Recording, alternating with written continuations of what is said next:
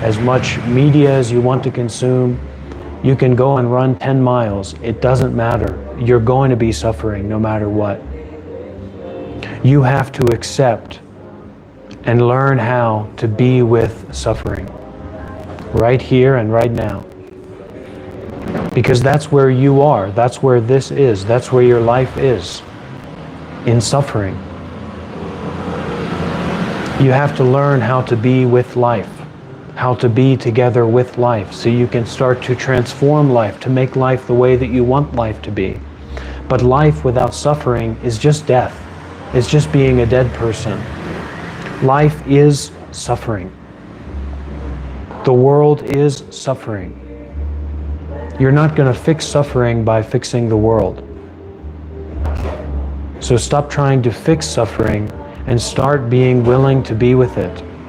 And stop judging it.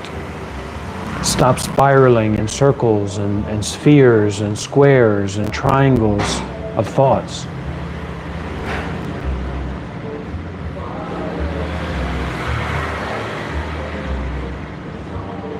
You're not doing me any favors by taking me seriously.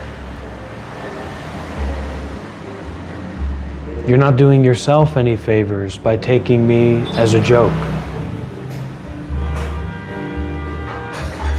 This is the serious laugh of not joking. Etc.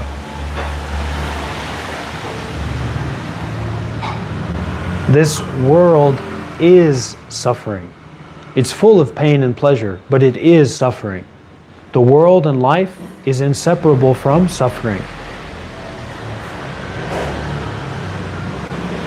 Because it is impermanent.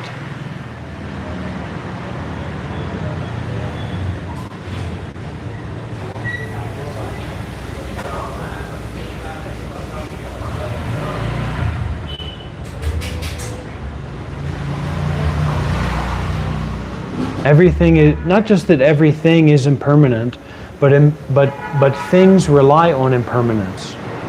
Things arise out of impermanence and return to impermanence.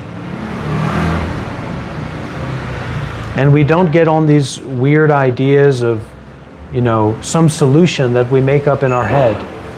You don't have the solution. You don't know how to end suffering. You're not right.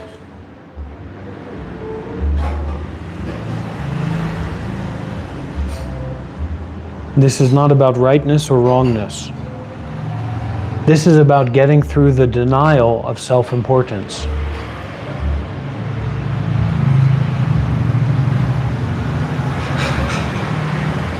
The self is of the utmost importance. Who you really are, what's really going on right now is of the utmost importance. You have to stop denying that. Smoking weed's not going to help you. Smoking weed is not the answer to your problem. Smoking weed is just perpetuating your problem of complicated thinking, of attachment to illusory forms, involvement with illusory forms.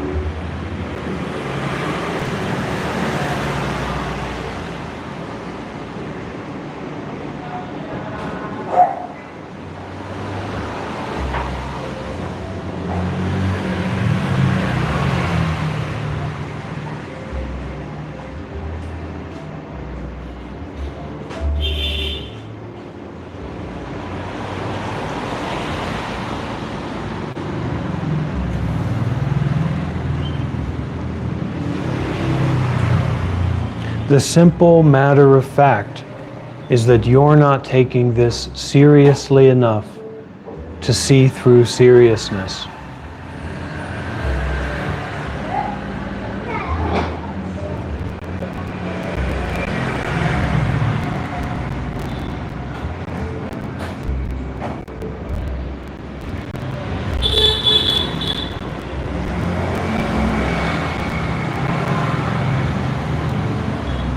Smuggy.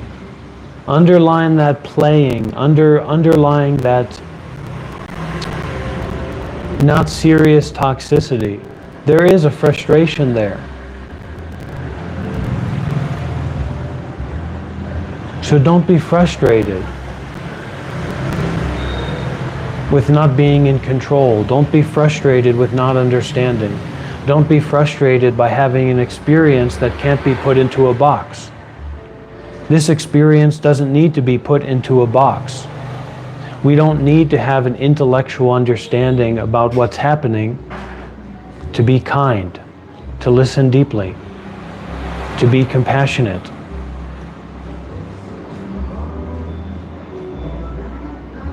This is in your face, whether you like it or not. This is happening right now, whether you like it or not. You see that?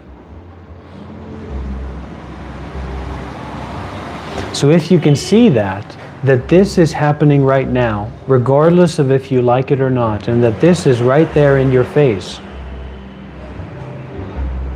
you can find the way to go along with, to be okay with, to be in the flow of what's already happening, without trying to put it into a box, because this can't fit into a box.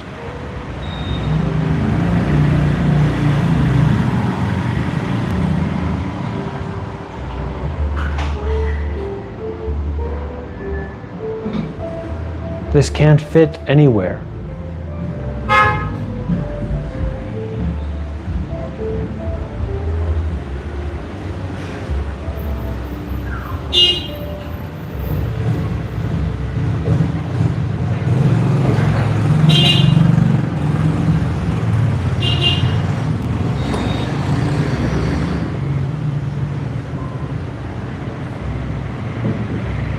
It's not covert. It's anything but covert. I is narcissistic in the same way that it's schizophrenic.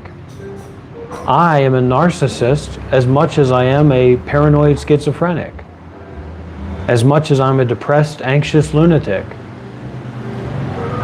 But luckily, there's only two options for I in the real world in terms of reality. I is not, N-O-T, or I is a knot, K-N-O-T.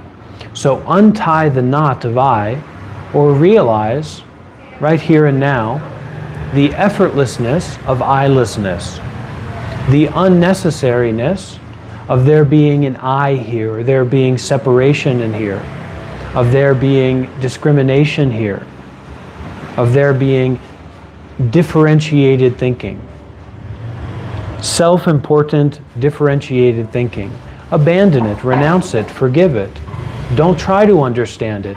Release and relax the whole body and mind, whether you like it or not, together with everything, with anything.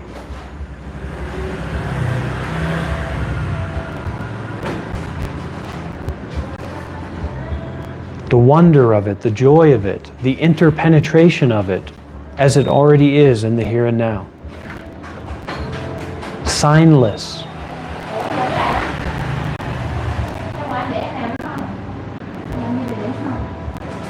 Is this relaxing?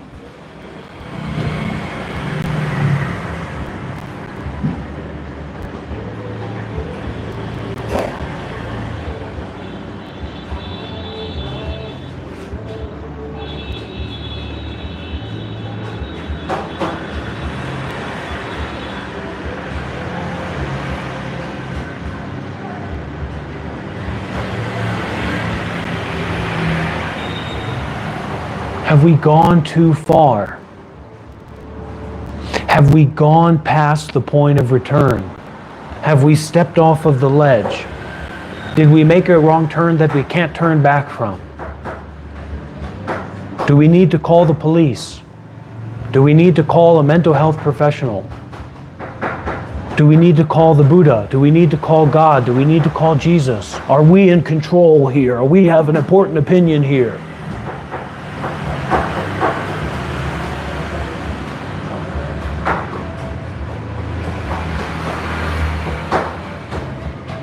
Or can we allow the interpenetration of spaciousness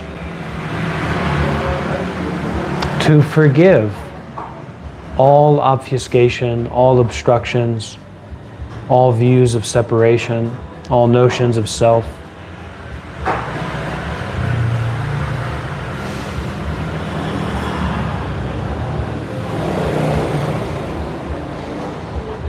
If this was squirrel fur, I think it would be very expensive. And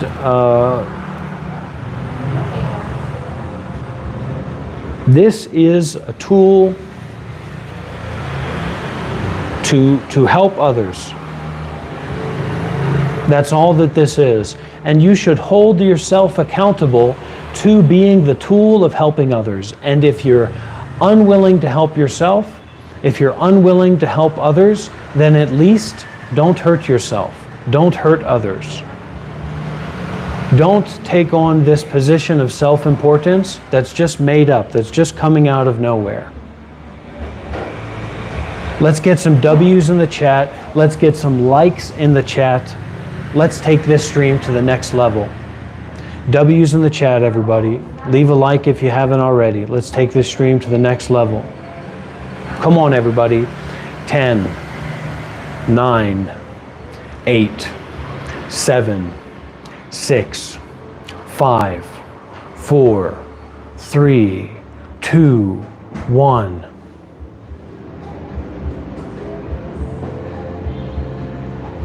Peaceful expansion of spacious awareness, interpenetrating all thoughts and all aspects of the physical or the material.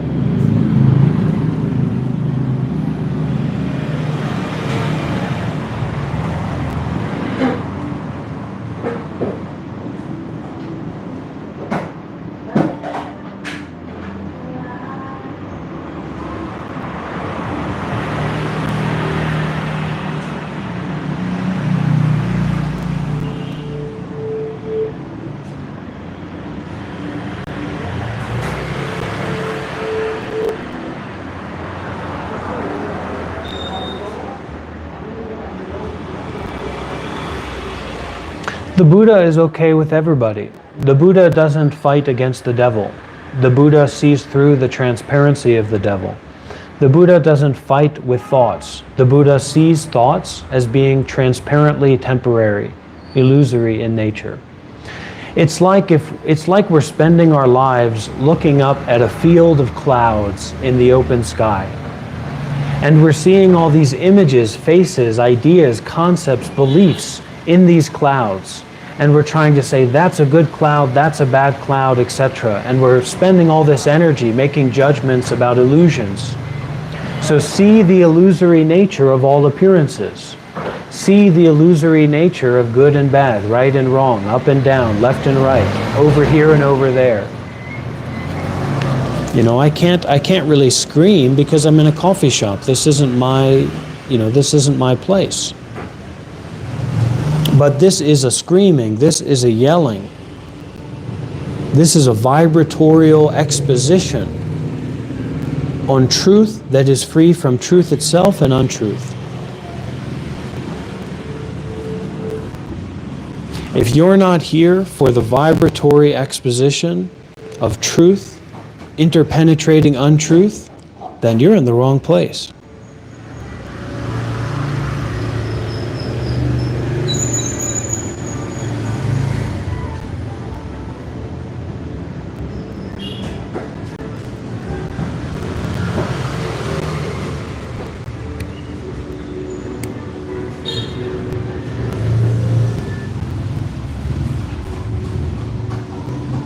This place, where you already are, right here and right now, can either be the right place or the wrong place. It's up to you. Meaning, you can use this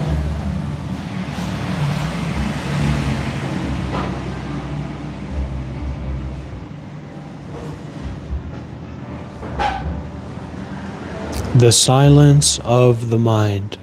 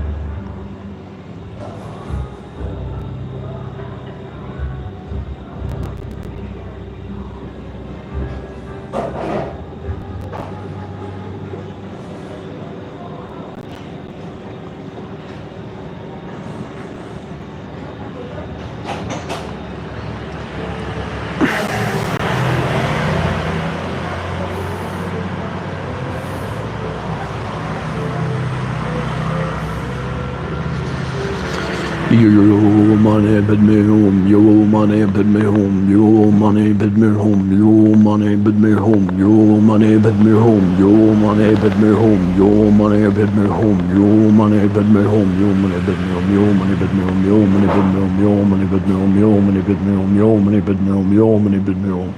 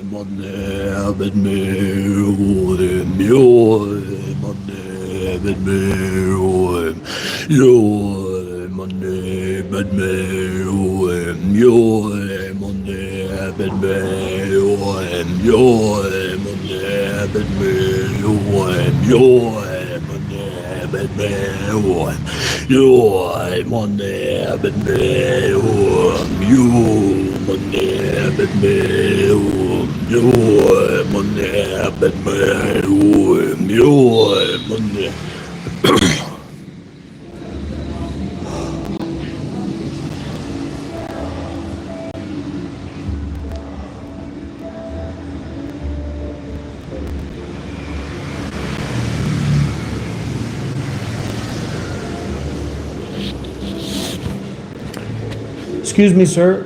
Could I get another water? Water? Okay.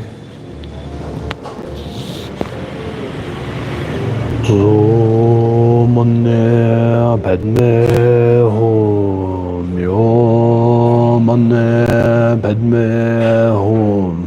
Yo Mane Padme Hum.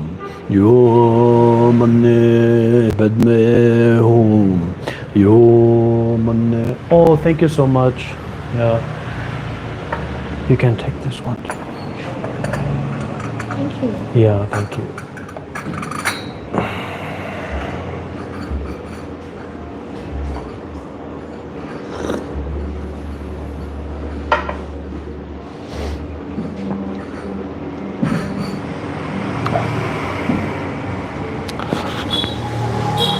We may in fact find it difficult to believe that there are things in the world that we don't understand. But the good point of this is that you don't have to believe it. There's just a lot in the world that you personally don't understand. And this addiction, this attachment to being the controller, the understander, the thinker, the big boss in charge who has an important opinion, it has to be forgiven, it has to be released, it has to be relaxed, it has to be let go of. And, we're just so lost in making judgments about other people. We're so lost in our like or dislike addiction that we've lost our capacity to be curious. It's really, really true. We no longer have an ability to be curious and to look deeply. We've lost it. It's been taken from us. We're just locked into this position that we are the king, prince, philosopher, understander, thinker of the world. And the moment that we see something or hear something, we can somehow put it into a box of our understanding and we can make a judgment about it. But it's very, very possible, at least, and in fact it's very likely, and in fact it is the case, that you don't get to just understand everything or put everything that you experience into a box and then label it. That is a kind of ignorance or a kind of stupidity or a kind of insanity, a kind of psychosis that you've become stuck into.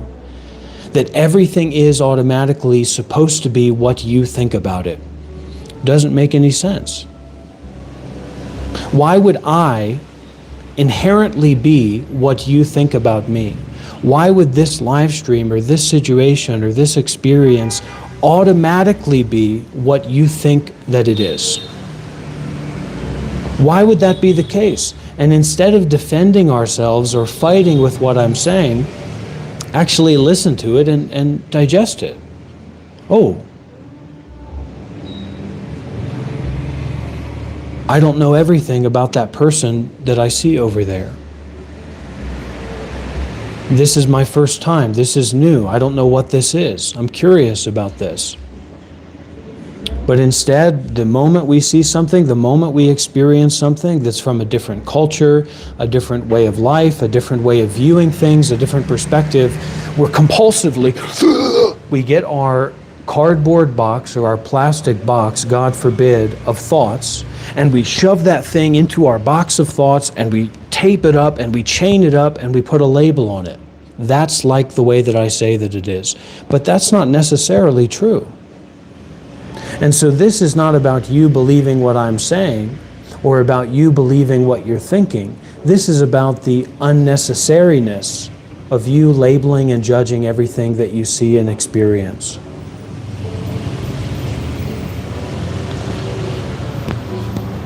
We're always looking for an excuse to be mean, an excuse to be aggressive, an excuse to label and put into a box our experience. But we can kind of recognize that we're just making it up. Just because you think something about someone, just because you think something about an experience or a situation, doesn't mean that that's automatically true or inherently true. It's just a thought that you have. It's just your opinion. And our thoughts and opinions are baseless unless we can stop ourselves from believing in our biases or reacting negatively to the degree that we can actually look deeply and listen deeply and take responsibility for our own curiosity, take responsibility for our own interest, and stop trying to put everything into boxes. People may think that this is about me, like I'm trying to defend myself from random people online saying random things about me, that don't know what's going on here, that don't know anything about the topic that's being discussed or pointed to. But why would I need to defend from that? Why would I need to defend from the negativity or the concepts that anonymous people are applying to something that they know nothing about? That doesn't need to be defended. It's unnecessary to defend that. This is already without label. This is already without description. Now we can give it a description. I can give it a description, you can give it a description, but the validity of that description is going to depend on our depth of experience related to the experience, related to the topic that's being discussed, related to background information, etc. And even then, there may be a possibility that this is inherently without thoughts. This is inherently without beliefs. This is inherently not story-bound.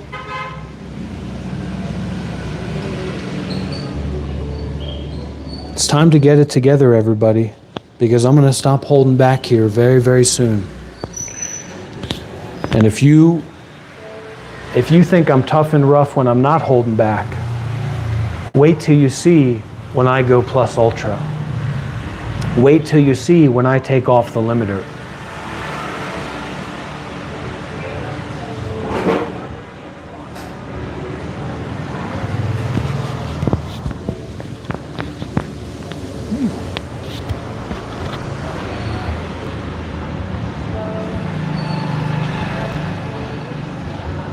We don't act that way towards other people.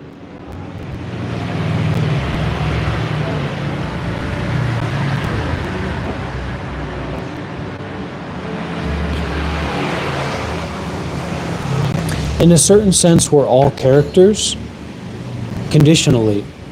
So we act a certain way in a certain environment, and we act a different certain way in another certain environment. So this is known as dependent co-arising, meaning that how we are now is inseparable from how we are in another place. But the self that is in this place and the self that is in that place is changing. It depends on the environment that it's in. So the you that is here right now is not some kind of permanent, fixed, real true character in a real true story, but rather it's a kind of a phenomenon. It's a conditional phenomena or an appearance that relates to the other appearances that are currently appearing. You know, and then we get into degeneracy or, you know, deep toxic negativity and things like that, but we can just understand that those people are suffering very deeply. You know, and we can do that because we understand that ourselves are suffering very deeply.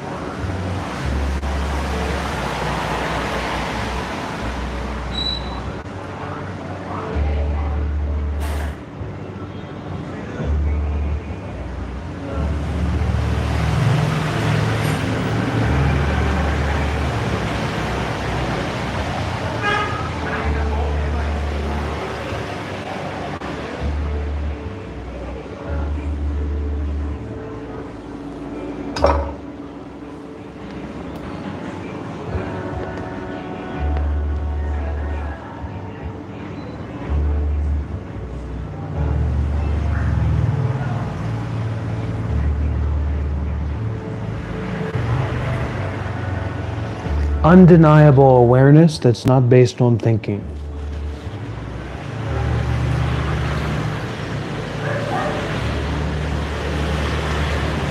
without measurement.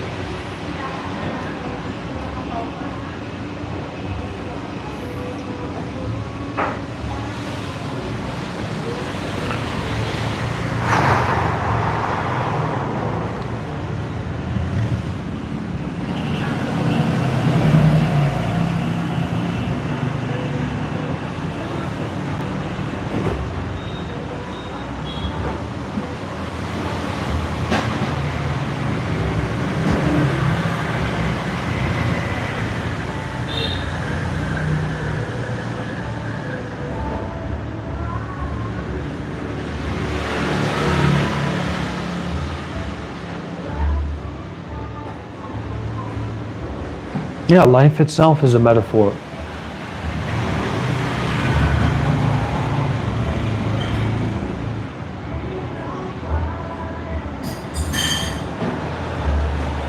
Needing to go somewhere, needing to do something is a metaphor.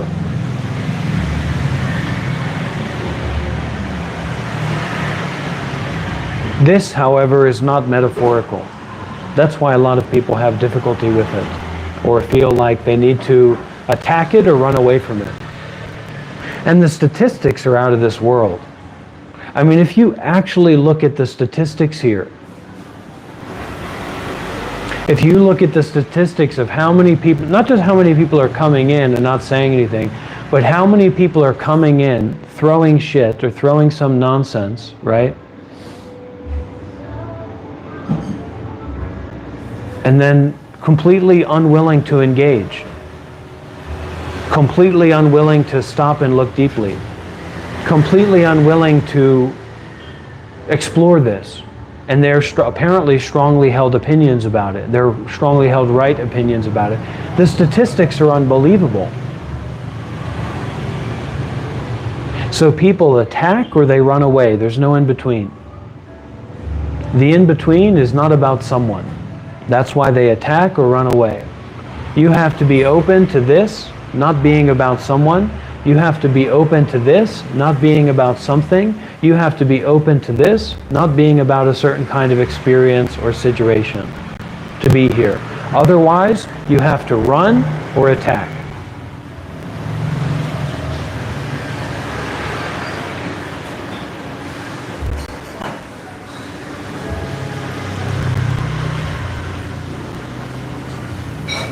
And I do everything in my power to make those statistics as accurate as possible.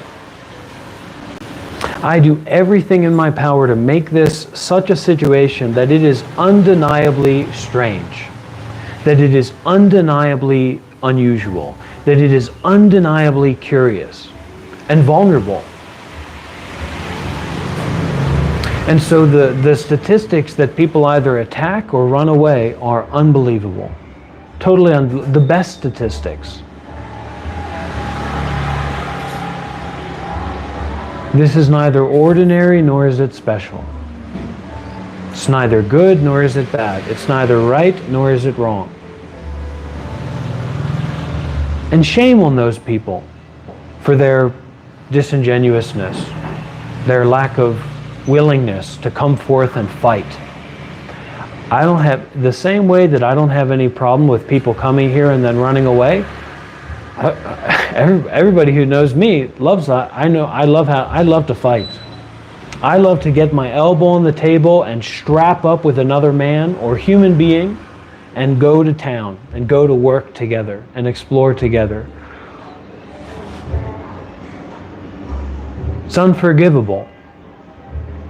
Especially as those people call themselves scholars. They call themselves authoritative opinion holders, etc. Dinovik, your friend group wouldn't stand a chance. I've dealt with hive minds, my friend, and I can assure you that your hive mind will be subject to my dominion of spacious awareness and non-differentiated thinking. Okay? You better watch out, big guy. It's not about male or female. There's probably something that testosterone goes into it, but it's more about the compulsion to be in a state of grasping and attachment. So when someone says, wait a minute, just because you attack me doesn't mean that I'm going to attack you, we get into a confusing situation. So they say, well, this isn't curious to me, this isn't interesting to me. But you've already established that it was interesting enough for you to leave a comment, for you to make a judgment.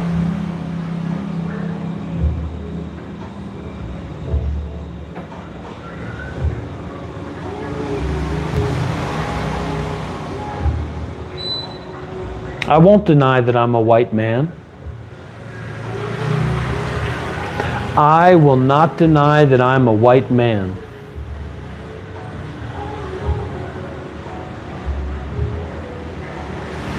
I will not deny that I am a white man. I will not deny that I am a white man.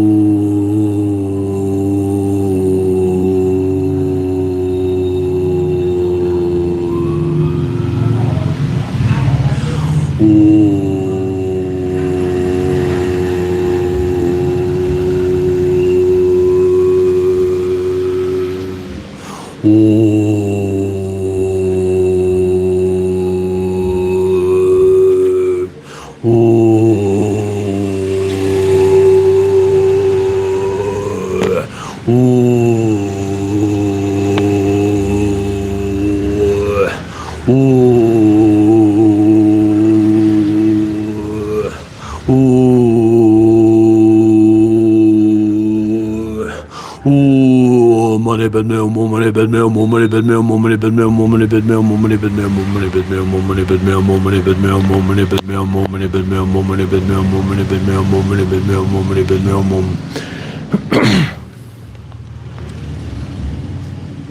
Oh, money bed meal, more money bed meal, more money bed meal, more money bed meal, more money bed meal, more money bed meal, more money bed meal, more money bed meal, more money bed meal, more money bed meal, more money bed meal, more money bed meal, more money bed meal, more money bed meal, more money bed meal, more.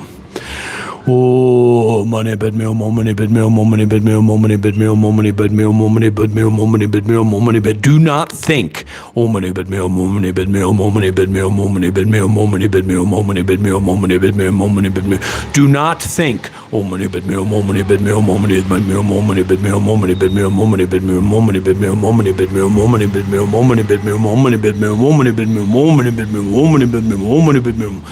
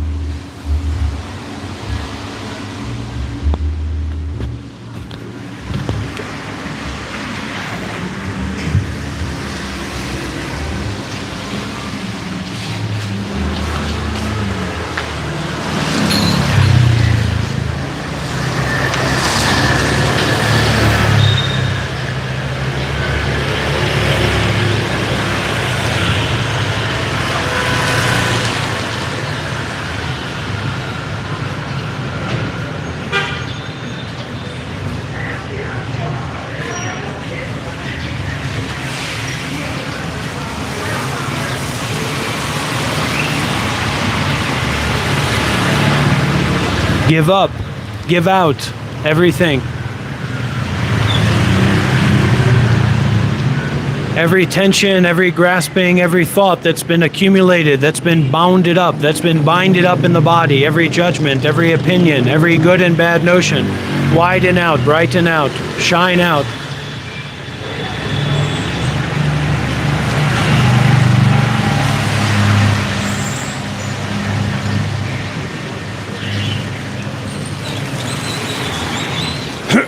No expectation, no thinking, beyond thinking or not thinking. Beyond holding an opinion or having no opinion.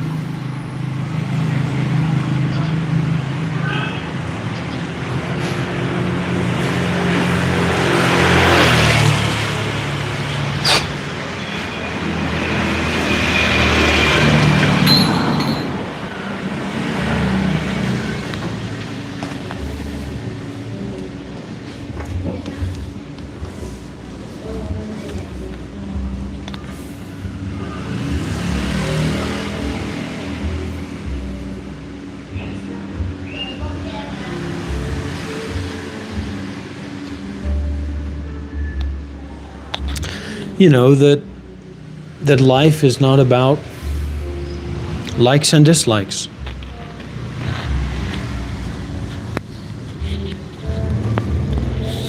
Life is not about complaining or praising or blaming.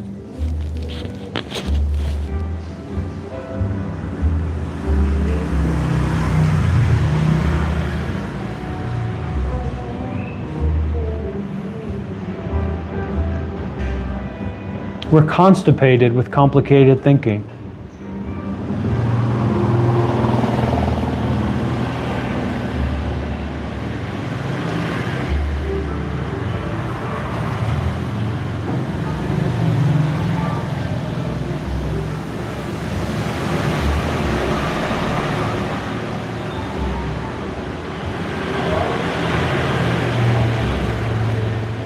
That release, and then that recognition of that release. The recognition of the clarity in the relaxing and releasing of all opinions and concepts and beliefs. And we're dropping narratives, dropping the constant non-stop discrimination, picking and choosing. That's a way that we do the blessing or the releasing, because it's very difficult. Most people cannot just like sit and meditate in the correct way. So it's a lot easier to maybe stand up and do the walking meditation, kind of widening out and giving out all of the holding on to. And this is a kind of blessing, like giving the blessing of releasing. There's a resolution in ending. There's a resolution in mindfulness and detachment. So we have to recognize that resolution.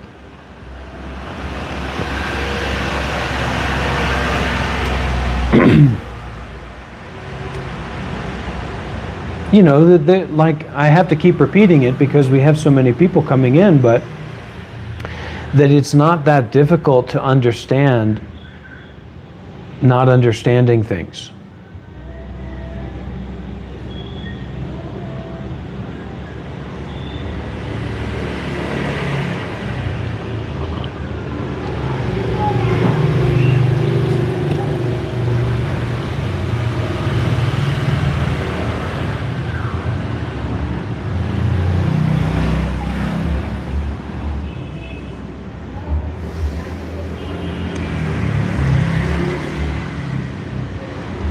But we have to keep in mind here as well that this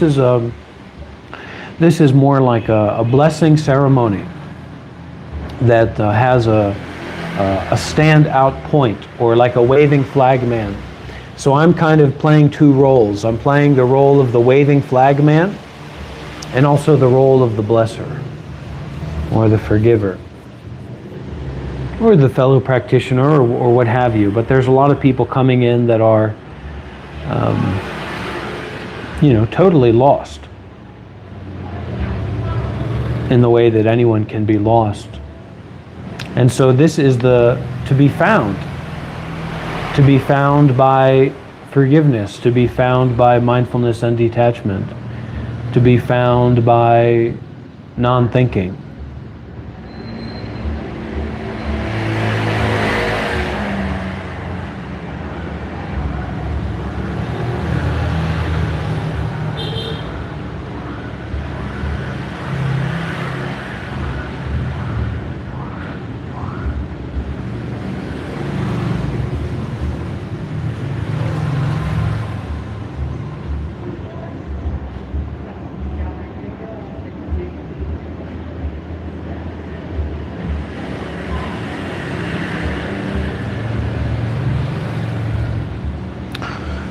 To detach from our state of experience that we're identifying with. Be strong, be brave. Don't give up so easily. This is hour 6 of our live stream, and sometimes it takes a few hours until things start to get good,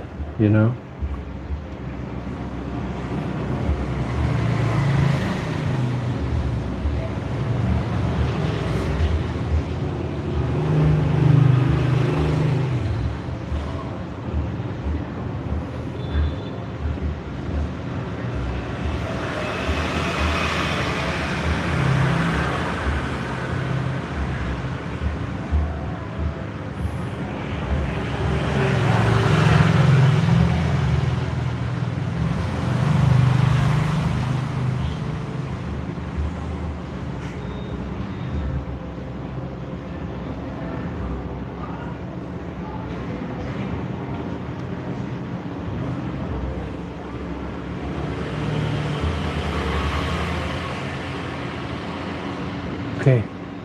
Some people are not getting it. So Caleb, please listen closely. You're not quite getting it. Okay, listen.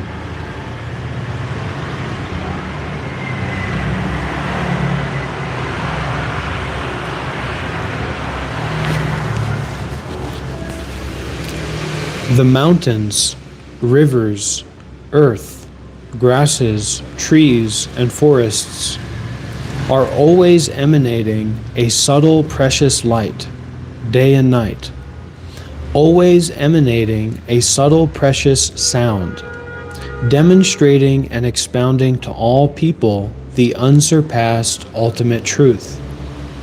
It is just because you miss it right where you are, or avoid it even as you face it, that you are unable to attain actual use of it. This is why Buddhism came into being, with its many expedients and clever explanations, with temporary and true, immediate and gradual, half and full, partial and complete teachings. These are all simply means of stopping children from whining.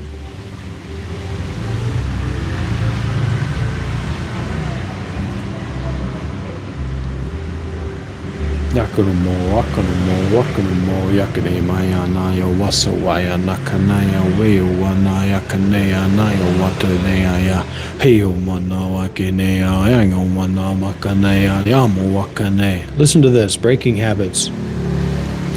To learn to be a Buddha, or to learn to be completely free from all suffering, first, you should break through the seeds of habit with great determination. So we kind of have to cut through, to like really take it really seriously. To be like a wild dog who's gotten a bite of a bone with some meat on it that's starving. Hold on. So to learn to be a Buddha, first you should break through the seeds of habit with great determination. And then be aware of cause and effect so that you fear to do wrong. Transcend all mental objects. Stop all rumination. So to be aware of cause and effect means that we are really making an impact moment by moment. Each thought, each choice, mainly the actions that we take, right, are making an impact. And they're making an impact in a way that we will have to deal with those actions later. So I'm always pointing out to the people who are talking or acting negatively towards others, because that is going to affect their own life in the future. So be aware of cause and effect, that you have a fear or a hesitancy to do wrong, to be unskillful. Now listen to this, Caleb. Transcend, that is go beyond, go completely, totally beyond. Transcend all mental objects. Mental objects, not just thoughts, but how we make something an object of thought. How we create something as a mental object of itself. So like I can be a mental object in your mind, or the phone or the screen that you're looking towards can be a mental object in your mind because you've objectified it, right? And also to speak of all the thoughts and kind of dreams that we have. So to learn to be a Buddha, transcend all mental objects. Stop all rumination. So stop fixating on and dwelling in thinking. Stop fixating on and dwelling in opinions. Stop fixating on and dwelling in, well, what about this? What about this? I'll punch you in your gut. I'll slap you in your face. I'll rip your head right out. You understand? Listen, Caleb, please, closely. To learn to be a Buddha, to learn to be a free one, first, you should break through the seeds of habit with great determination, and then be aware of cause and effect so that you are hesitant to do wrong. Transcend all mental objects. Stop all rumination. Don't let either good or bad thoughts enter into your thinking. Forget about Buddhism, forget about monks, forget about me and you, forget about all the things of the world. Let go of body and mind, like letting go over a cliff, right here, right now. Let go of the whole body and mind. Let go of all mental objects. Let go of all thoughts and stories about everything and anything, inside and out, right now. Let go of body and mind like letting go over a cliff. Be like space. not producing subjective thoughts of life and death, or any signs of discrimination, any signs of giving judgment, any signs of picking and choosing, any signs of liking or disliking, or having any kind of opinion at all, like when you let go over a cliff. Be like space. If you have any views at all, cut them right off and don't let them continue. If you have any views at all, cut them right off and don't let them continue. If you have any views at all, cut them right off and don't let them continue. If you have any views at all, cut them right off and don't let them continue. If you have any views at all, cut them right off and don't let them continue. If you have any views at all, cut them right off and don't let them continue. If you have any views at all, cut them right off and don't let them continue. If you have any views at all, cut them right off and don't let them continue. Repeat after me. If you have any views at all, cut them right off and don't let them continue.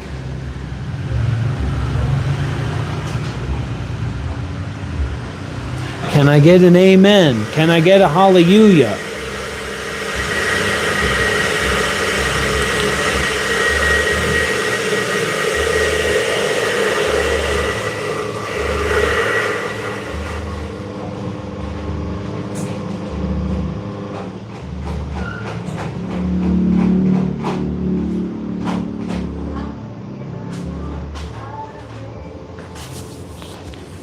No and no. But we'll keep working on it.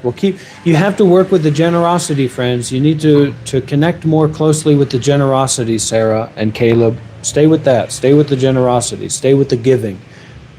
Stay with the offering. Stay with the self-sacrificing.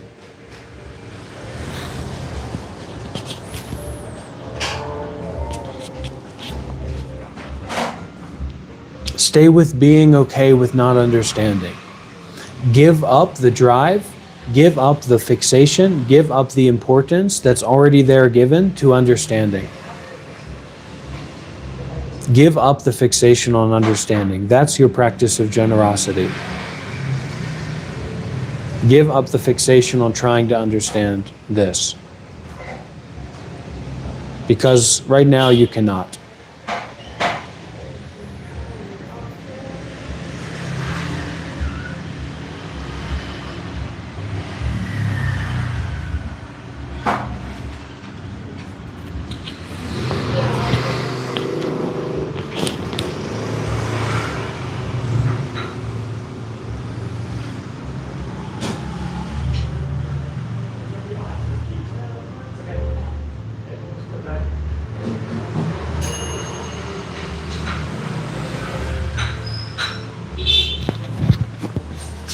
I think that homosexuality is gay.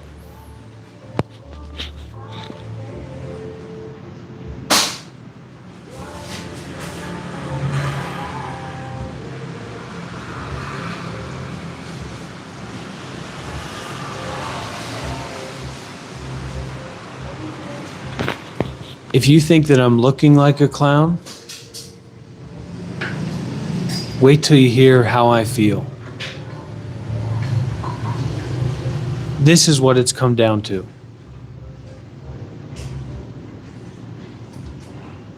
This is what it's come down to. After all these years of practice, after all those years of being a monk, after all those years of serious meditation and hardcore dedication, this is what it's come down to. This is what I've been working on up to this point.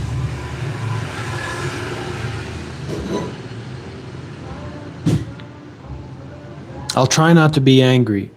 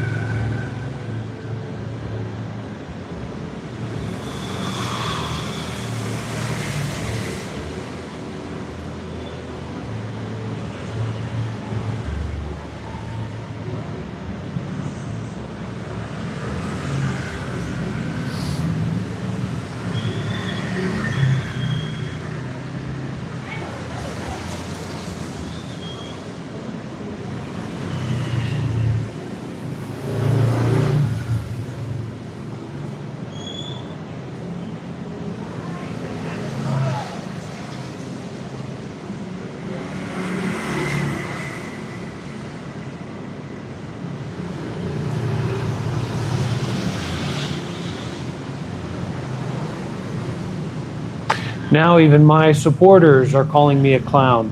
What have I become?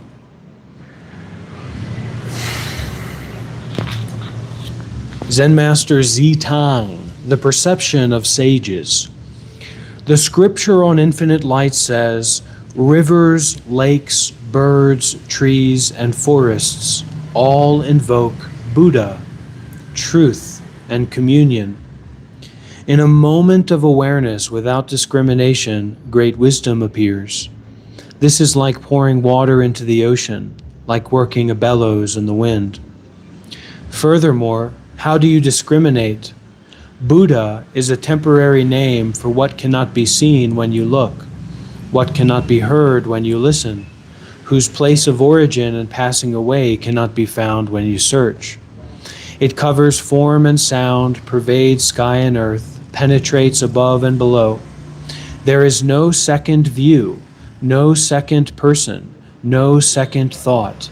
It is everywhere, in everything, not something external. This is why the single source of all awareness is called Buddha. It doesn't change when the body deteriorates. It is always there, but you still cannot use what is always there. Why? Because as the saying goes, although gold dust is precious, when it gets in your eyes, it obstructs vision. Although Buddhahood is wonderful, if you are obsessed with it, it becomes a sickness. An early Zen master said, it is not mind, not Buddha, not a thing. What is it? This says it all. It has brought us the diamond sword that cuts through all obsessions. Another classical Zen master said, the slightest entangling thought can cause hellish actions. A flash of feeling can chain you indefinitely. Just end ordinary feelings, and there is no special perception of the sages to seek. The perception of sages appears where ordinary feelings come to an end.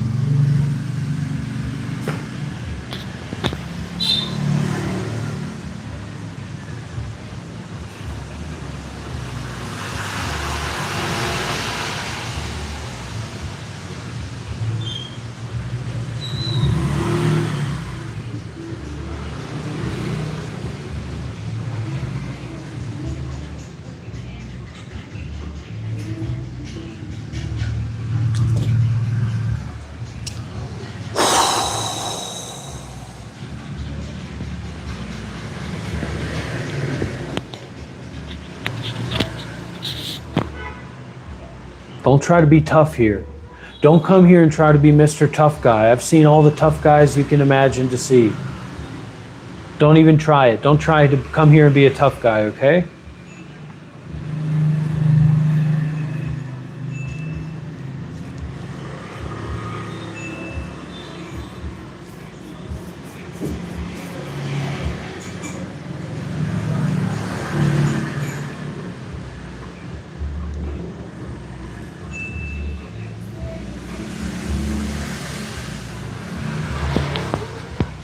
Don't try to come here and be tough and rough.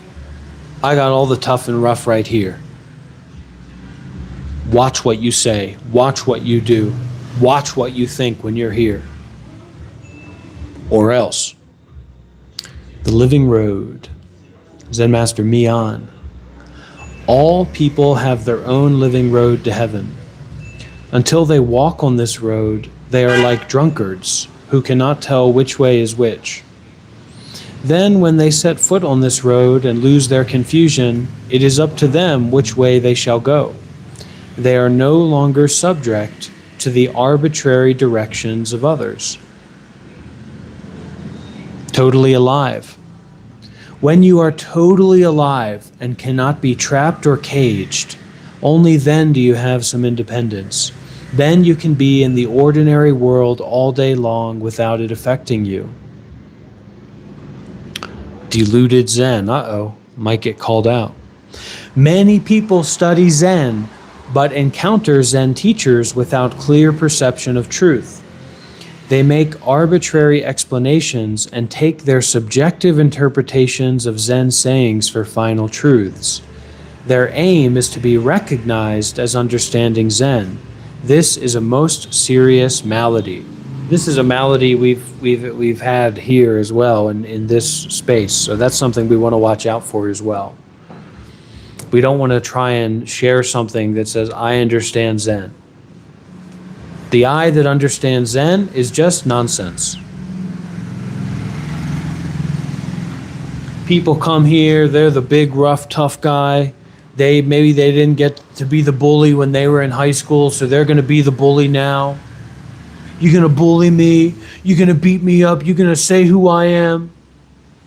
You better watch out. Wapa, wapa, wapa. You better watch out.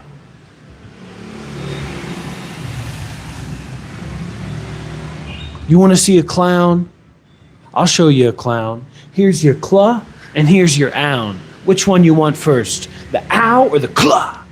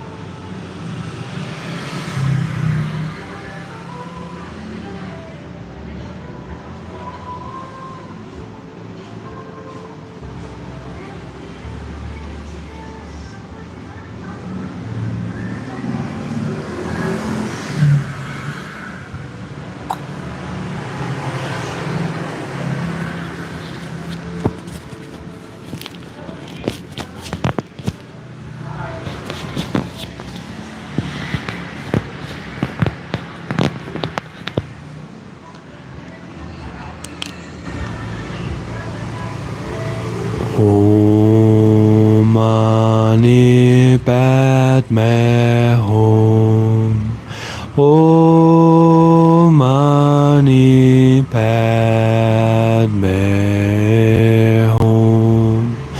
Om Mani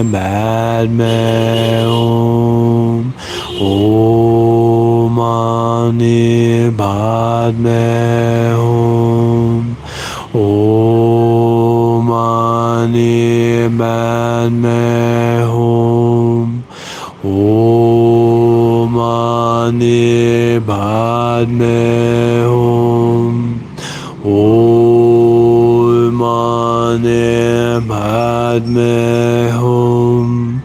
Om Mani Padme Hum.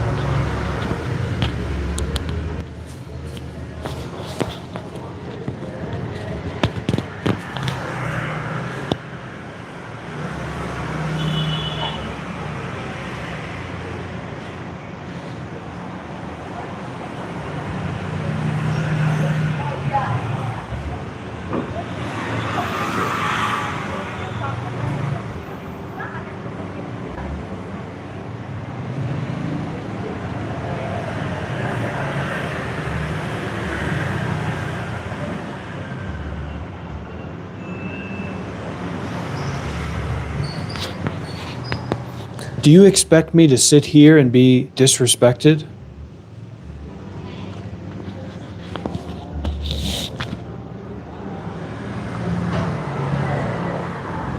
Answer me that. Do you expect me to sit here and be disrespected?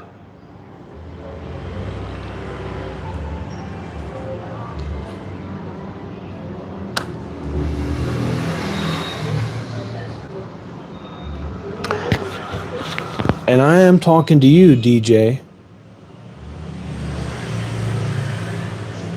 I am talking to you, Noah.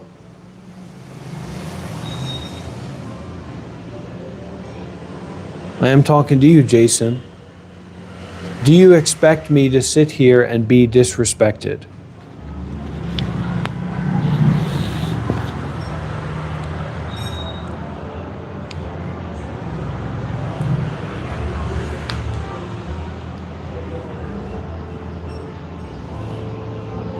Oh my God.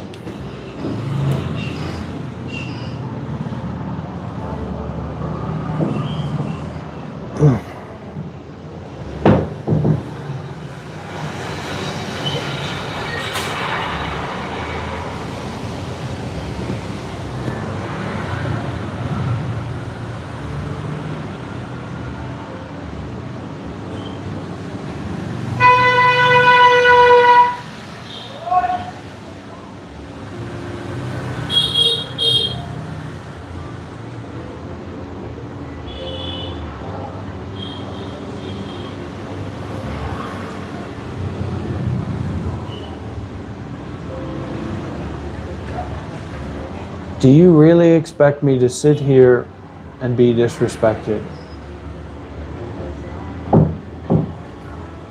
Because that is just an expectation. So drop all expectations. The expectation to be respected, the expectation to be disrespected, the expectation to understand.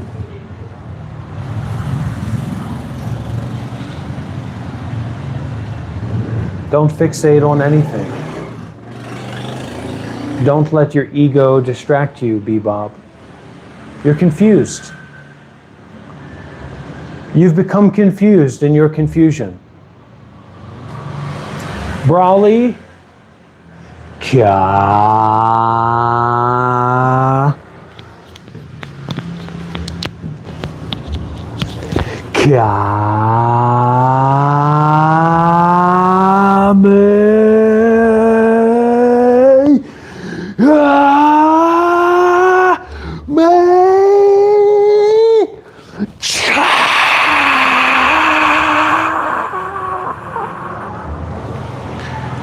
Rest in peace, Brawley.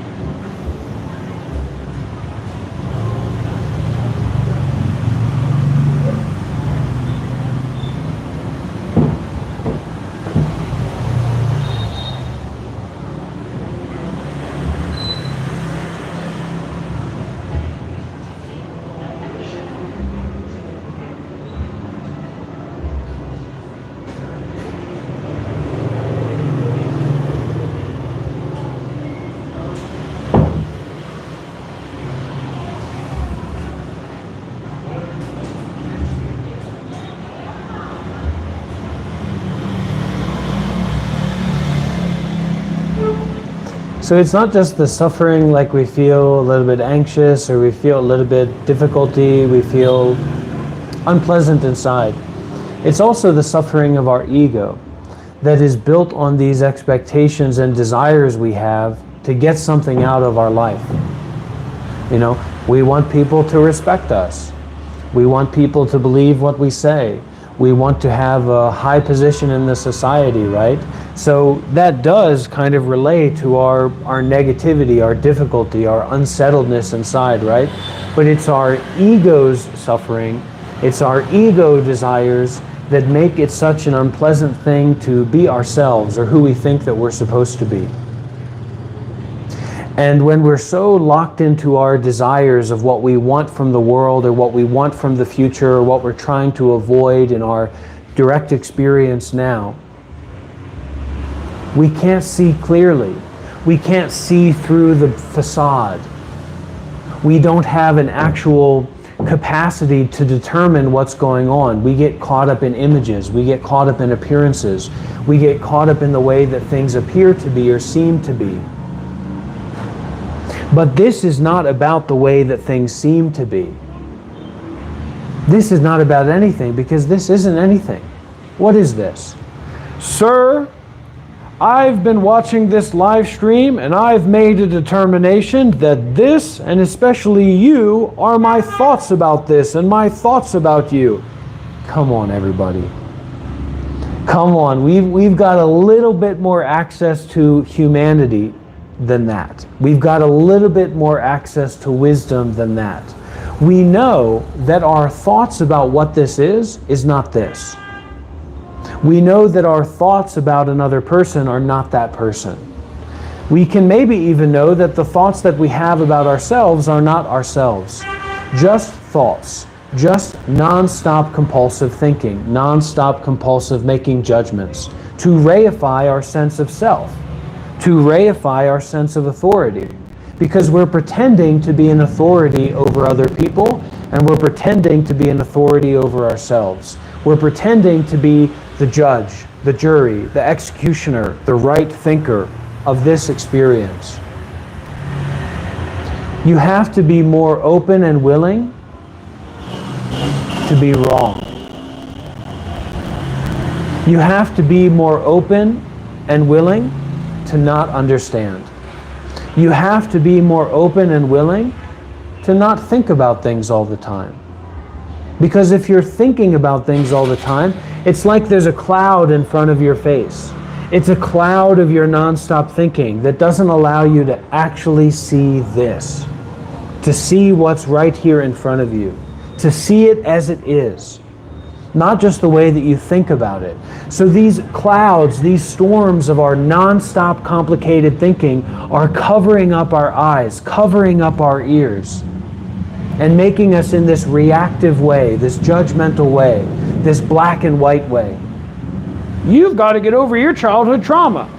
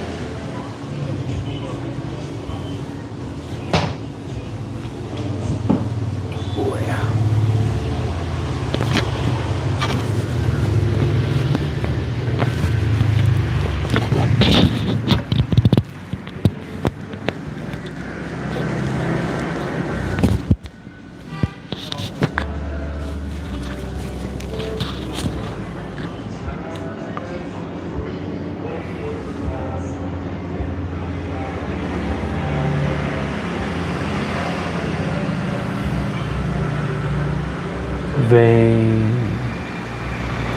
You probably think this song is about you. You're so vain, so vain. You probably think this song is about you. Don't you, don't you? Thinking that everything is about you.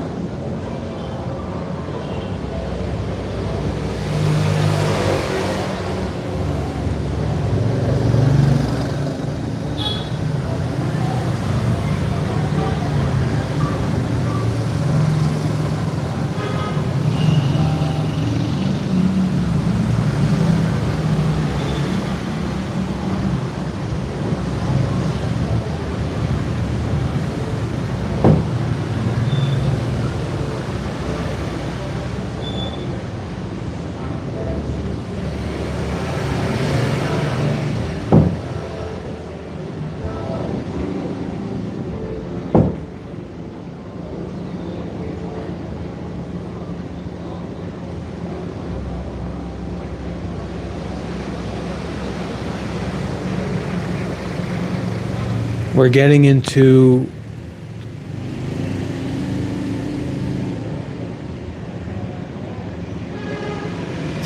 the territory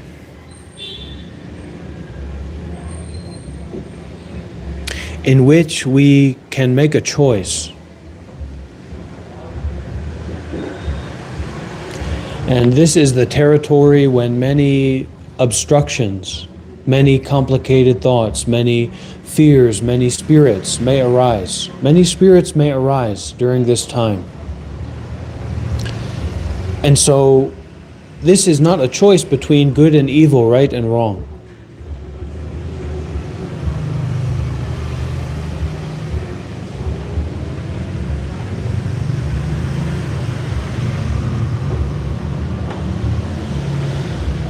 This is concerned with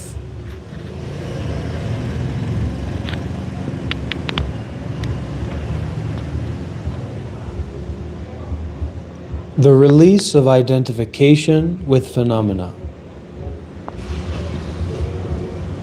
so that any phenomena, any happening, is an impetus for the release of fixation, the release of identification, the release of releasing itself. This is not about anybody else's story. This is not about you, this is not about me. This isn't about a bunch of different identities and a bunch of different opinions.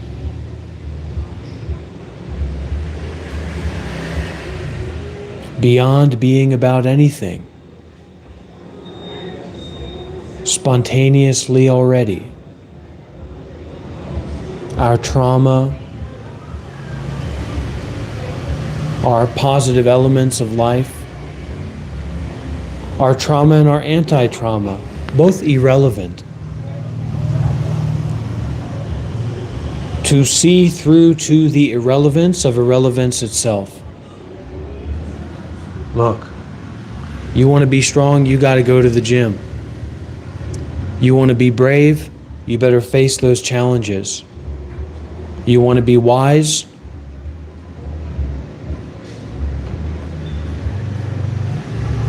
you better learn to accept being unwise.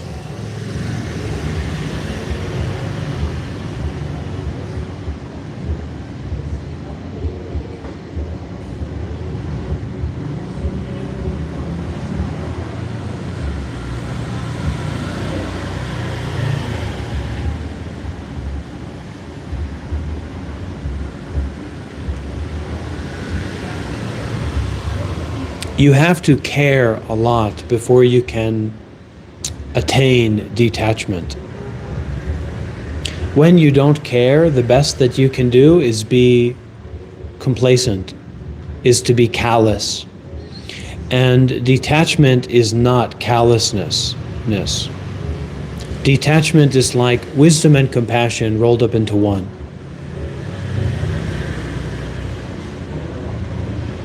So there are certain standards that are held here.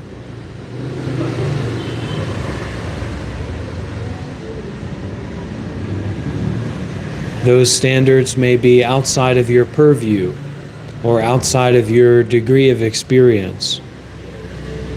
Or you may come across this situation, like many situations in our lives, and we might feel upset, or we might feel confused, or we might have an opinion about that situation or that experience. But this is not about how you feel about it. It's not about your opinion about it. This isn't a restaurant. There's nothing for sale here. I'm not asking you to be here. I'm not asking you to leave either, but I might tape your mouth shut. I might remove your mouth entirely. But that's something that you consent to when you enter into my domain expansion of the Monk Life Meditation live stream.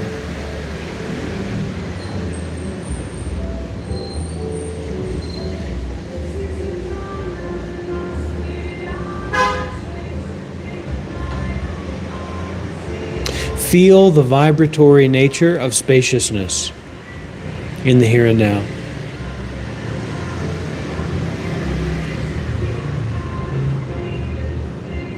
Please.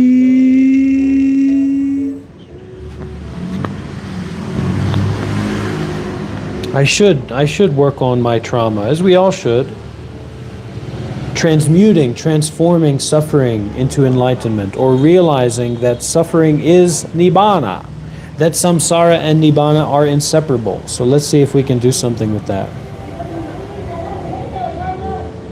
Maybe I'm following the wrong line of thinking, I'm not sure.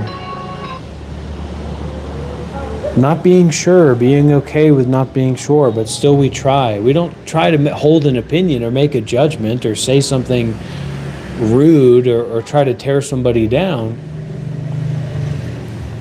but we try to share our understanding, we try to share our experience, we try to share our responsibility for where we happen to be in this moment. Come on, where's my guy when I need him? Here we go.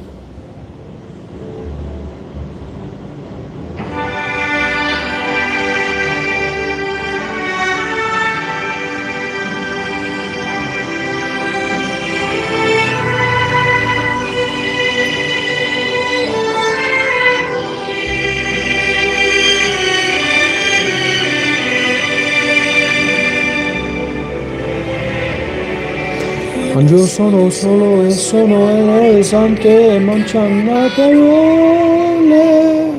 Se solo le cene c'è le giorno grande quando mangia il sole. Se noi non ci sei tu, c'è on me, le finestre, mostra tutti i miei cuori assetto. C'è dentro me la luce c'è, hai incontro per strada. Time to say goodbye. Bastino, no mai. E vissuto con te, adesso sì li vivrò con te, badirò su nave per mare, cielo e sol, no, es tanto no puoi. Time to say goodbye. Sono all'orizzonte ben parole. E voi si leva se ne con me.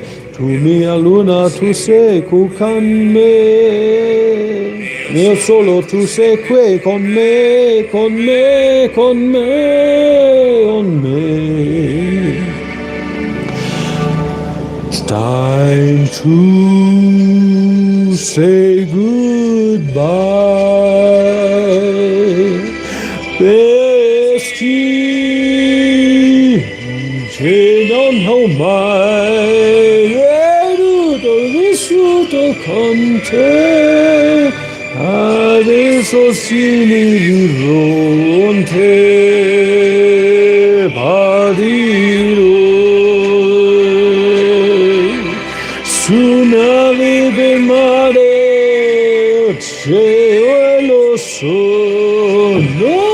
no, estás con el pie, con te vivré, con te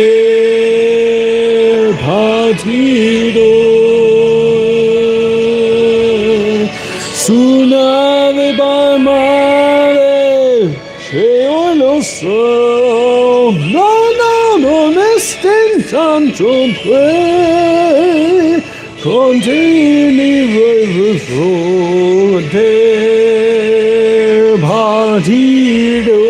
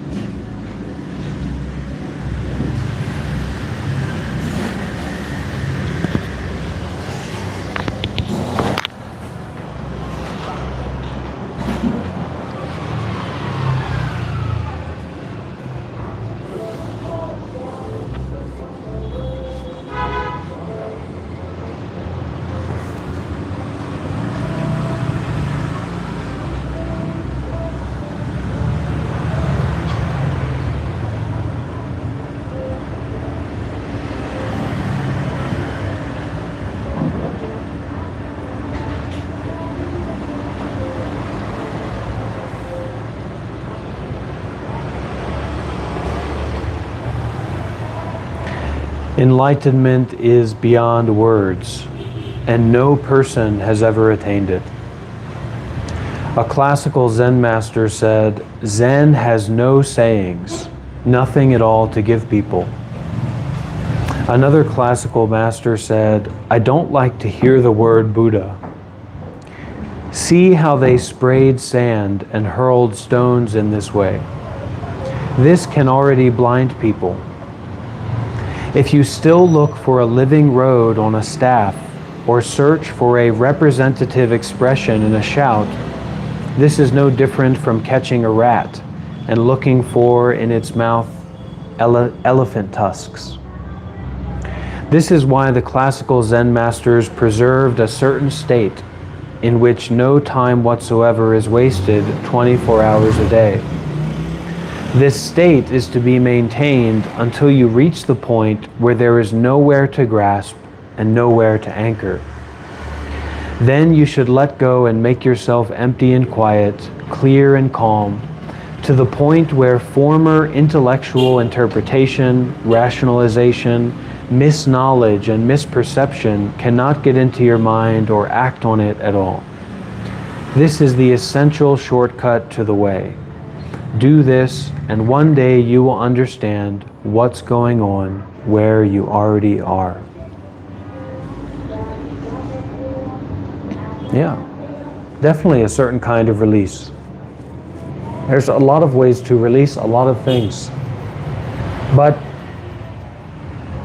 when it comes to the demons and the spirits, because it's not just like people being bad or people being good, But there's a quality of horribleness to pain. And in the same way, there's a quality of horribleness to pleasure. And so what we're actually learning to deal with is non-reactivity in the face of horribleness. You know, like suffering itself. And to face and to be with and to experience suffering itself, the most horrible thing that can be, and to not put that into a box of a person, a place, a situation, a particular experience. Because that box that we create is then the foundation of our karmic actions, our reactivity. We try to fix that, we try to solve that, we make a judgment about that to make ourselves feel better, to feel more comfortable with the way that things actually are. The way that things actually are is completely fine. There's not a problem in it. And we need to learn how to see the non-problematicness of everything, of anything. Some people are beautiful, some people are very ugly, you know, and you can imagine that for ugly people, they have to live their entire lives like that. You can't not be ugly. You can't force other people to think that you're attractive. So we can either become bitter about that, or we can realize and understand that ugliness is temporary in the same way that beauty is temporary. That ugliness is ultimately unsatisfactory in the same way that beauty is ultimately unsatisfactory. So we're looking for satisfaction in a place where there's not satisfaction. We're looking for resolution in a place where there's no resolution to be had. There's no final person, there's no final situation, there's no final experience, there's no final place. So we're looking for this finality in all of these places and situations and experiences where there is no finality. These temporary, fleeting, changing phenomena that we ascribe that they're good or bad, or that we like it or we don't like it. So we step back from giving importance to things. We see the thinglessness in things. And at the beginning, if we have a certain degree of blessings or openness, we can see the levity or the lightness of that. It's not until we take that seriously, until we match our generosity with our curiosity or our appreciation, that we get into this space where we realize how important, how in-depth, how vital this capacity to be mindful and unattached is, and how it allows us to do limitless things, limitless good deeds, for all kinds of people in all kinds of situations, in all kinds of experiences. We want to be important, but wanting to be important is just being lost in this idea of self. We want attention, but that is just to be lost in this idea of wanting. So not lost, not seeking,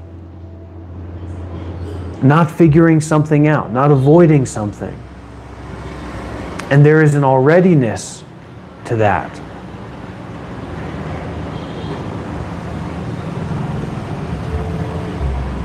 So find out what is already true that doesn't have anything to do with your thoughts about anything. Find out what is already true that doesn't have to do with anybody else's thoughts about anything, even your own thoughts.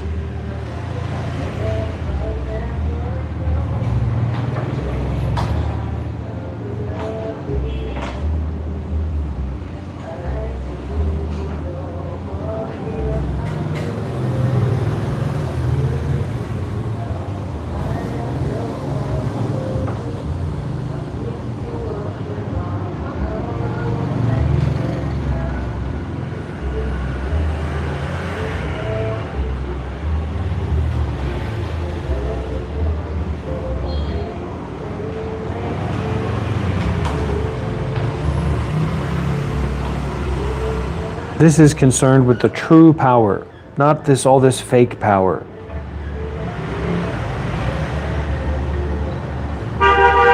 The true power.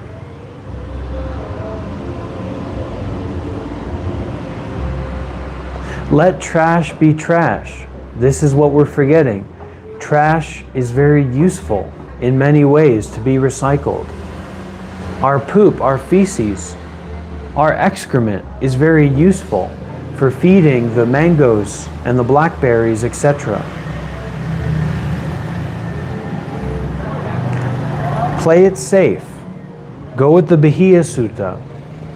See a thought as just a thought without thinking more about it. See what you're seeing as just what you're seeing without thinking more about it. Hear what you're hearing as just what you're hearing without thinking more about it. This is a way of training. This is a way of practice. This is a way of mindfulness and detachment. You're fake, Justin. You're a faker. You're coming here and you're being fake and you're lying and you're pretending that you believe that. But it's honestly just a justification for aggression. It's just a justification for the frustration that you have about your own life, as we all do. So let's stop justifying our aggressive ways of dealing with our internal frustration with life. It's okay that life is frustrating.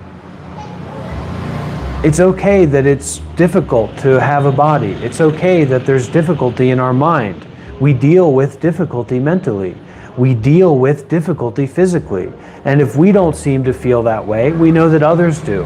And if we're wise enough and compassionate enough and human enough to realize that how other people feel is also important, our mind will become wider and broader and more inclusive of different perspectives, different experiences, different ways of living, and not trying to put all those ways of living into a box where we're the judge, we're the jury, we're the executioner, we're the controller. We get to be right. We get to put our ego up on a pedestal. You know what I'd do if you came here right now and said that to me? Me neither.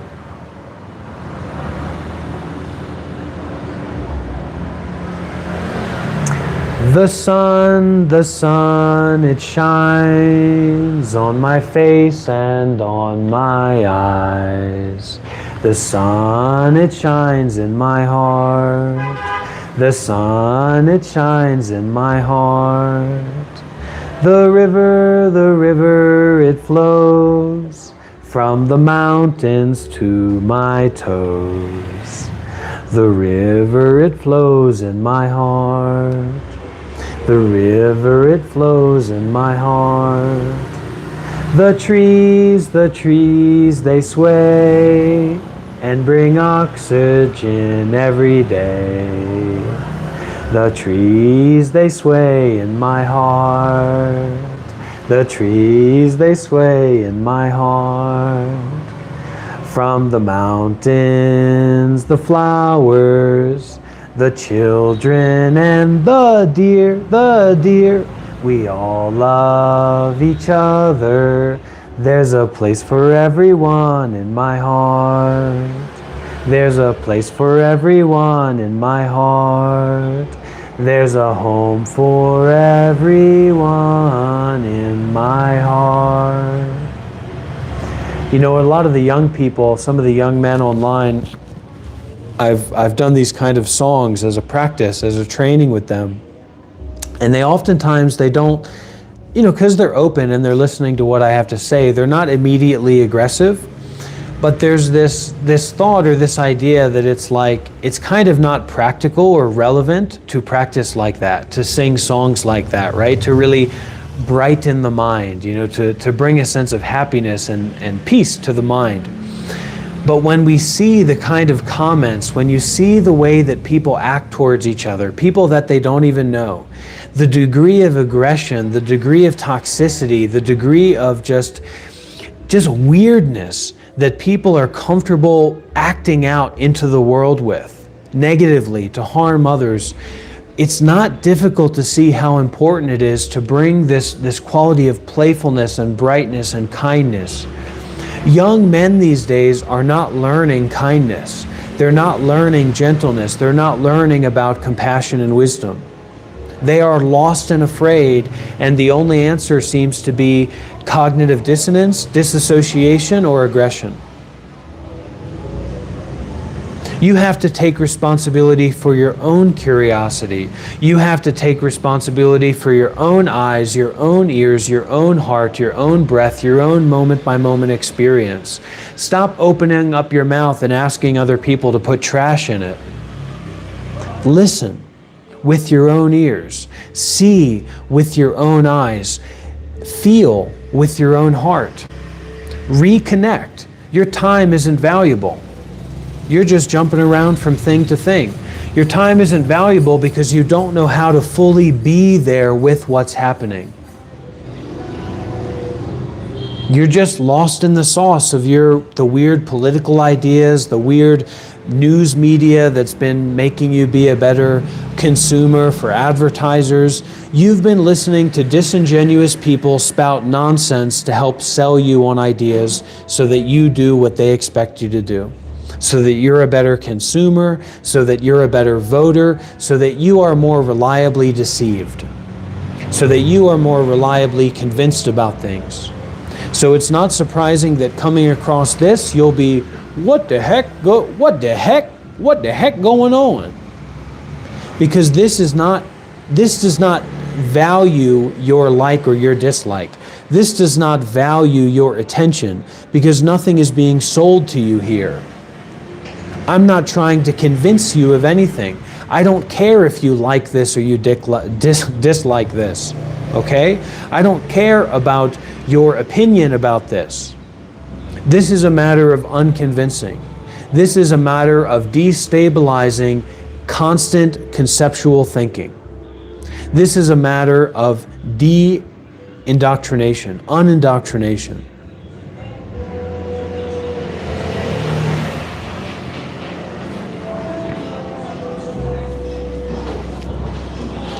If you're unwilling to listen to those things that are outside of what you're used to, you won't be able to understand those things even lightly, even vaguely, even generally.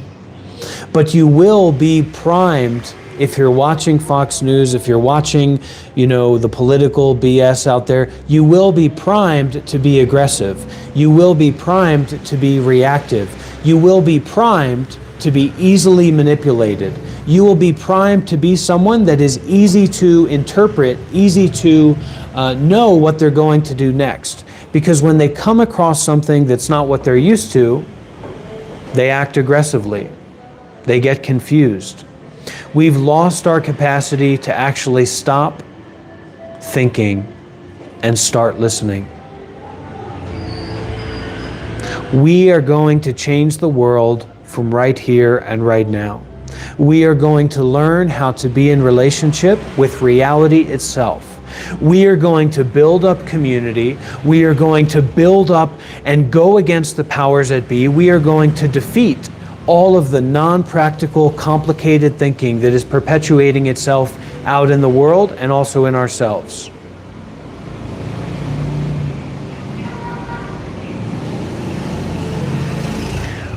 We think that being in relationship with life is about buying and selling. We think that being in relationship with life is about if our opinion is heard or not. Your opinion is just you spouting shit. An opinion is not action.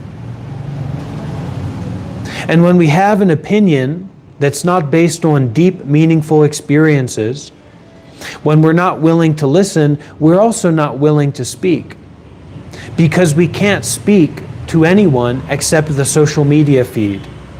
We've become lost in this weird idea of being like a Facebook commenter, that everything in life is some kind of Facebook post where we leave our comment, we leave our like, we leave our dislike. Real men don't play it that way.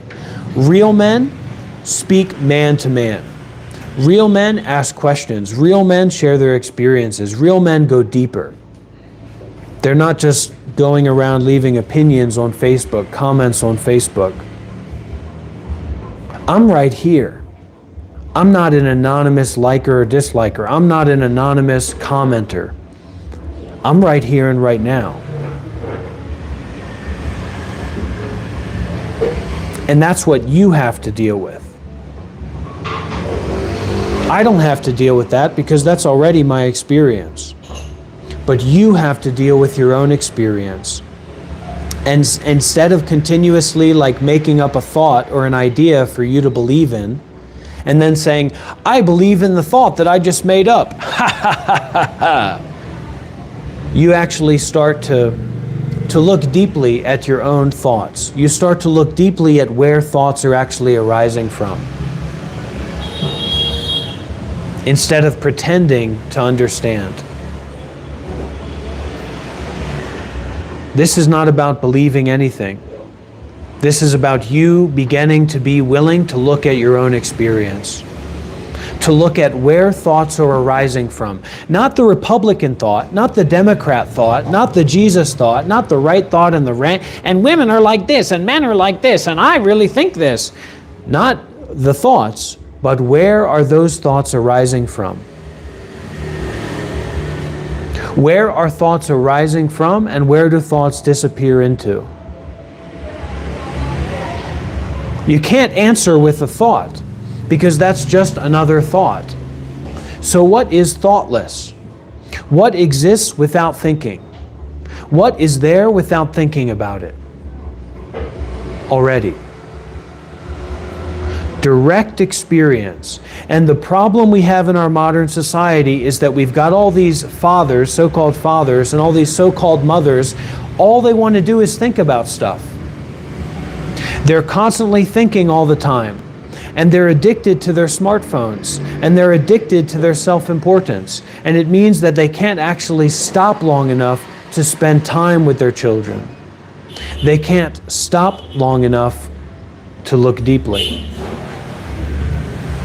That's why their children are immediately diagnosed with depression and anxiety and ADHD and all these mental disorders. Because we've got our heads too far up our own asses. We think that it's so important that we have an opinion. We think that it's so important that we have a thought about someone or a thought about something when we haven't actually looked deeply. And then we slowly back up and we go back in our reclining chairs and we say, ha ha, I never cared to begin with. We know you don't care. It is a lifestyle of complacency and consumption. The American man is a man of complacency and consumption, or radical thinking, irradical, non-practical, complicated thinking that directly correlates with anger and greed. Thought on top of thought on top of thought, pretending to be understanding while completely confused. What a shame. What a shame that American men have brought into the entire world.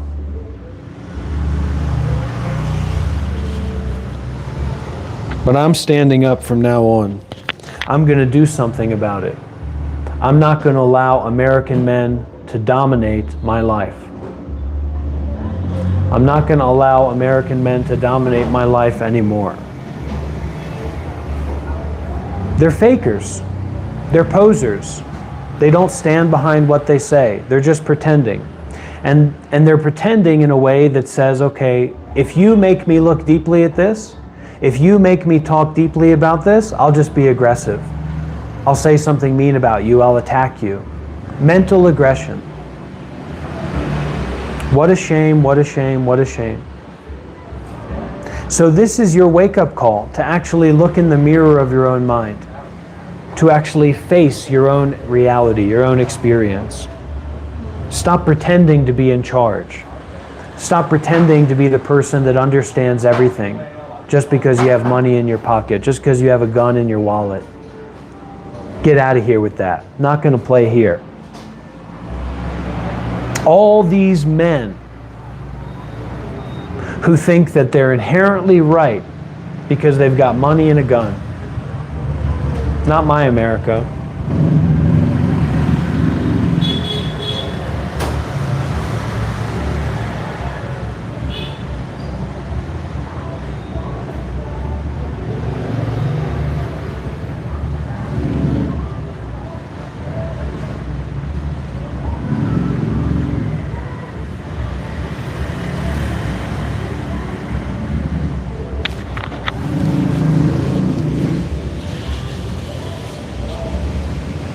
Yeah, so Jesse Helen Barber, how has this journey changed your life for the better? Have you overcome struggles that would have caused you harm? There's no such thing as a real self. It's an illusion. It's not true. It's not real. So it seems to be real in the same way that when we watch movies or TV shows, they seem to be real. I am not someone. I am not a real character in a real story. You understand that? So it's not that we start to believe in that, or we start to believe in like soullessness, or we start to believe in emptiness, but it's more that we're open to like releasing the fixation on the self idea, the self story.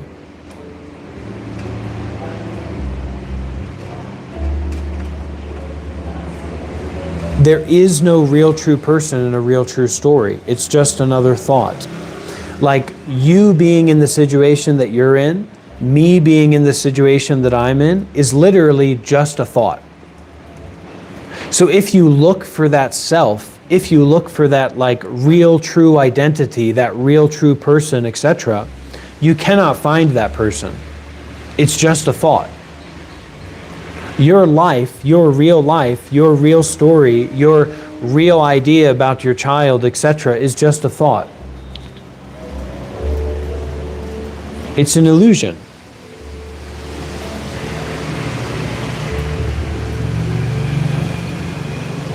In the same way that anything is just a thought. Okay, you're seeing this right now. So what is just a thought like, right?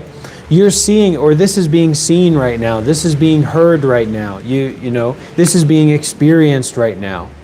That's the reality. That's as close as to the reality as we can get, as we can describe it, right? This is being experienced right now. This is being seen right now. This is being heard right now. That's like bottomed out on how we can describe the reality of what's happening. Now you put on top of that a thought about it. The confusion is believing the thought that you put on top of what is actually happening right now, which is just seeing, hearing, experiencing, etc. So that is the self-illusion. The self-illusion is just thought stacked on top of thought, stacked on top of thought, and it kind of becomes knotted up. It becomes confused, right? It becomes like a knot in the mind. It's kind of like, seems to be like that. And so that knot in the mind is what we call the self, or self-fixated perpetuation, or non-stop, conflicted, complicated thinking that's held together by grasping, or even held together by tension in the body. So it's actually an illusion. And so that's the direct point, but what's adjacent to that or around that is that what we think about what's being experienced right now is not actually what's being experienced right now. And from that position, from that experience, we can then make like realistic decisions about how to move forward. When we're not able to go to reside or to establish ourselves on the fact that what's happening right now is just this experience, like just what you're hearing, just what you're seeing, and that it's not inherently your thoughts about it, we're not able to make real decisions. We're just compulsively acting and reacting. We're lost in the sauce, as they like to say. We're lost in our own thinking. And what that tends to mean is that we're aggressive, we make up weird ideas that relate to our own inner suffering, and we push out a sense of greed that we want our understanding about this situation, or we want our idea about this experience to be reified or to be perpetuated.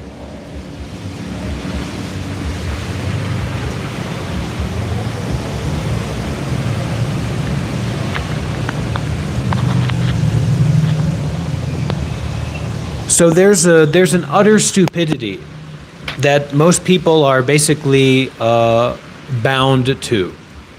And this is the way of unbounding. So this is the way of increasing your intelligence. This is the cure for retardation. The retardation of complacency, consumption, and disingenuousness.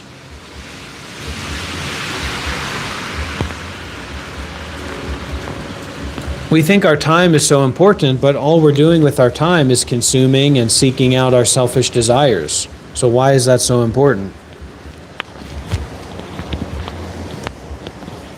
I'm not here to be polite. I'm not here to play games with you. I'm not here to pretend that your vague, general, completely disingenuous assertions and claims of fact are in any way practical or realistic, or that you even want to talk about those things. You're a fake, you're a phony, you're a fraud. You're pretending to be serious about this. You're pretending to take this experience seriously. And I see right through it. Or you just want somebody to listen to you. You want someone to listen to your whining, to your complaining, to the you want someone to believe what you believe. You want to convince other people of things. This is not about being convinced of anything. This is I am the anti-convincer. If you can see through it, then that's good. But if you then apply a label to it, then that's bad, because you're not actually seeing through it, you're just attaching to a label. You're just on an ego trip of applying labels to people and places and situations and experiences, and being totally unwilling to take responsibility for your own curiosity, for what you are choosing to be involved with. Totally unwilling to take responsibility for what you choose to be involved with right here and right now.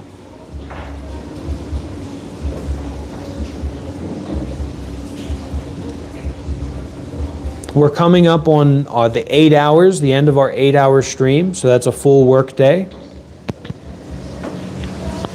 It's better for you to feel like shit than it is for you to believe that you're a special person in a special situation, having a special experience.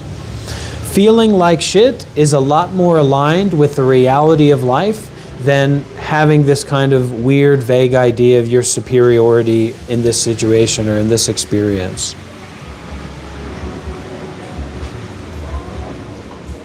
Your thought was an illusion. Your thought was shit on the ground.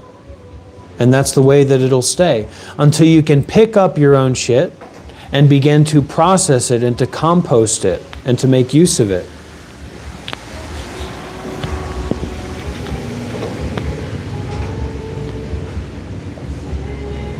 You know, to be able to say to yourself, I'm an idiot. I'm not taking my life seriously. My mind is full of shit. That I haven't been taking things seriously in my life. That the only thing I've been trying to do is make money and have sex and eat. Say it. Recognize it. Or if that's not the case, then put on your seeing eyes, open up your hearing ears, and allow the heart to beat in awareness and presence. There's no need for non-stop complicated thinking. See, the confusion of people here, the confusion of some of the people here, is that they think that this is about what I'm saying, or that this is about them watching it, or that this is about believing in something. This isn't about believing in anything. This is about non-belief. This is about non-thinking. This is about there's nothing going on here. There's nobody here. No story. No story in which you can leave a like or put a dislike. No story in which you can leave a comment and see how many likes it gets. The Facebook brain rot mind will and must and has to come to an end. I open up the comments to give people a chance to expose themselves so that I can meet them where they are. But the real exposure is that they only want to be here to leave a comment. They only want to be here to reify themselves. They're not actually interested in what's going on here. And if they are supposedly interested in what's going on here or not, they're unwilling to take responsibility for where they're placing their attention.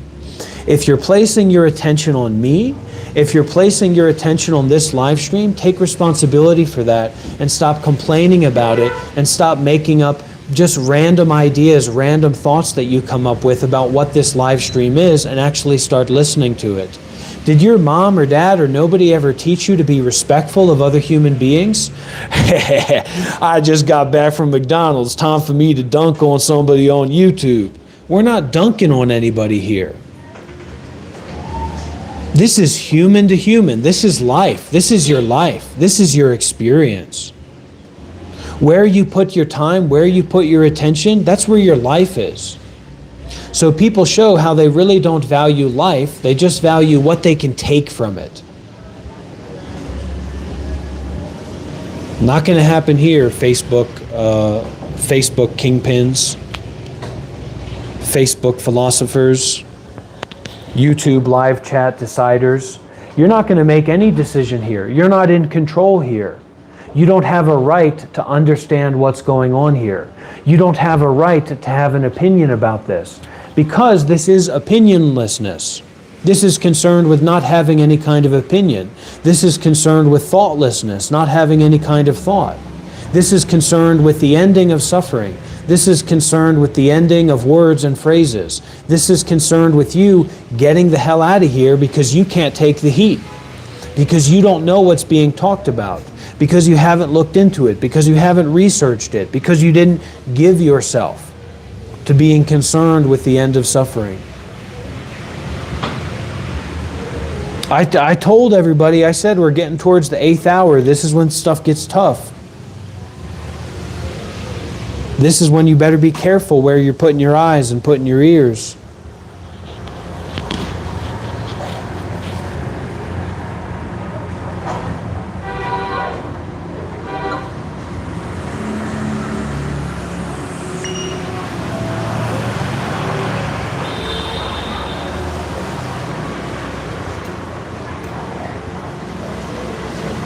People say, I'm concerned about you. Make a donation. Make an offering. Show your support.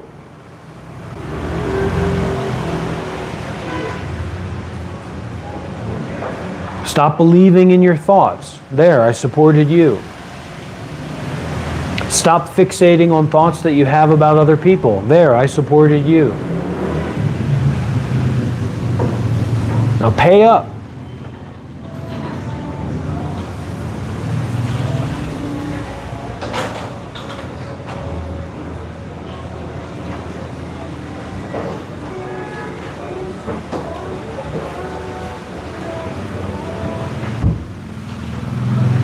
Sade is singing it right now.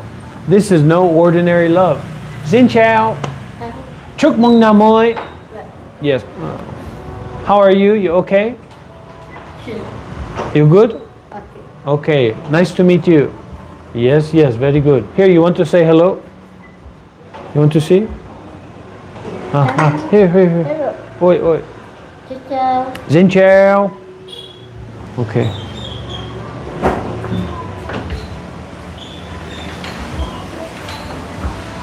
Everybody thinks they have a right to win. You want to see your right to win? Here's your right. Here's your win. Now put your elbow on the table and let's two. Yeah! Boom, boom, boom. Okay? You got a right to win. You have a right to have your opinion heard. This is a no free speech zone. And there's no Second Amendment here either. So that you're going to have to deal with this gun. Not your two-shooter.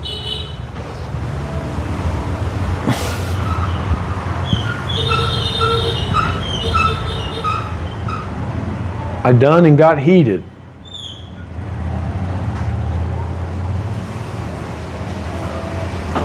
But sometimes that's what it takes.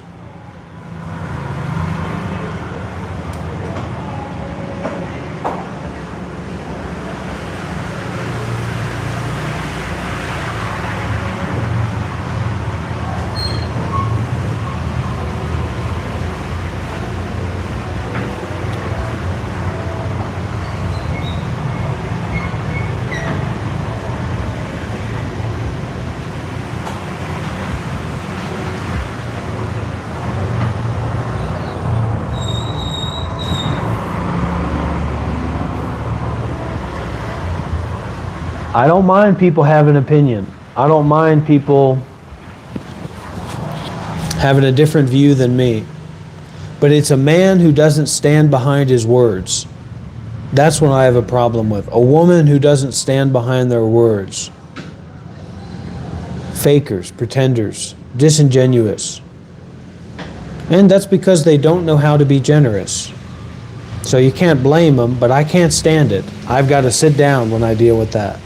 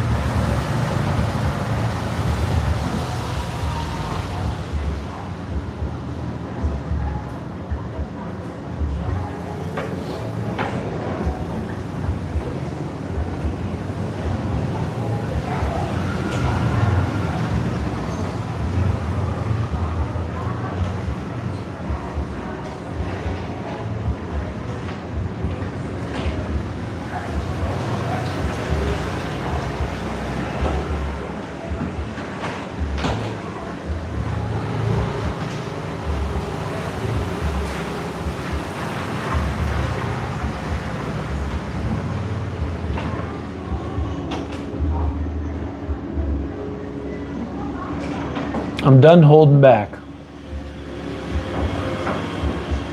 I'm done holding back. No more.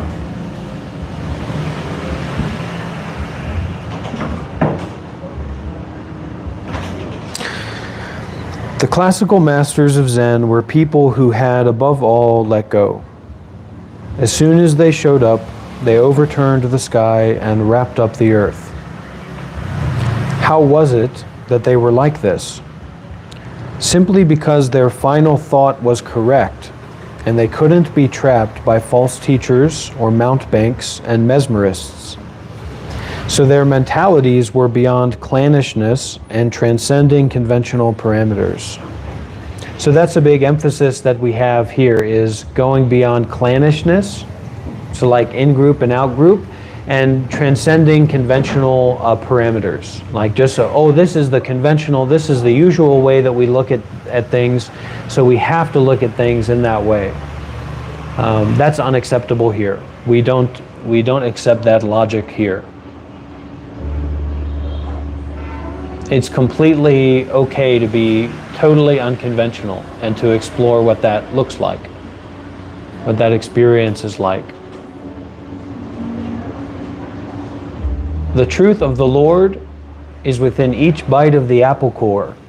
There's cyanide in there, so be careful. They did not associate with people at random, and they did not dwell on anything ephemeral. They only kept life and death uppermost in their minds. And yet, as they did so, they did not suppose there is anything that dies or does not die.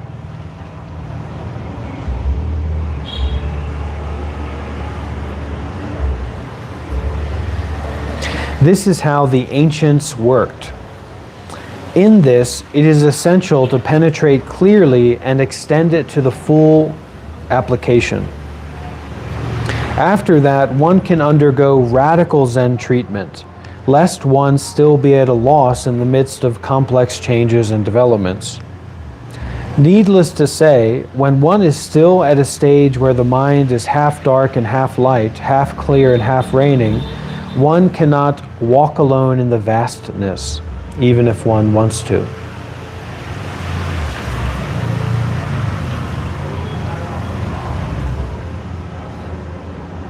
When the essence of seeing is everywhere, So is the essence of hearing. When you clearly penetrate the 10 directions, there is no inside or outside.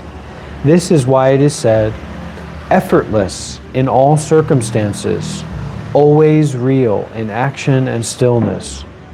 Action like this is the function of complete real wisdom.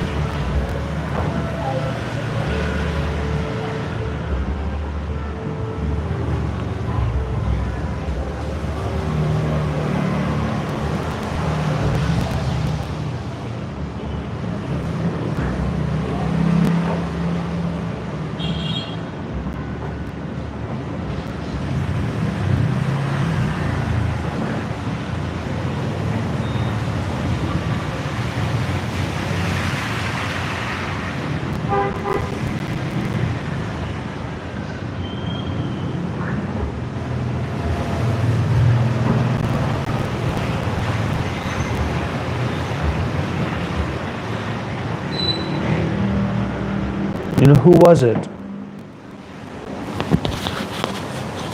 Who was it that said those things? Who was it that did those things?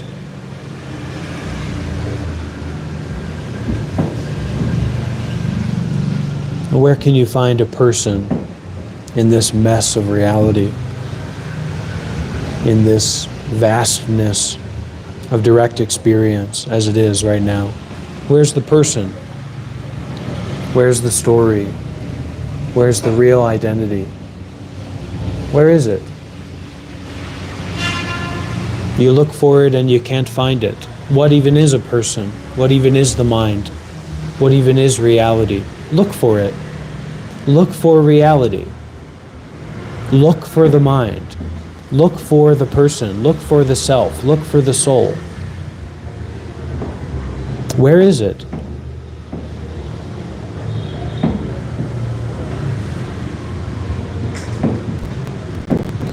Where is reality?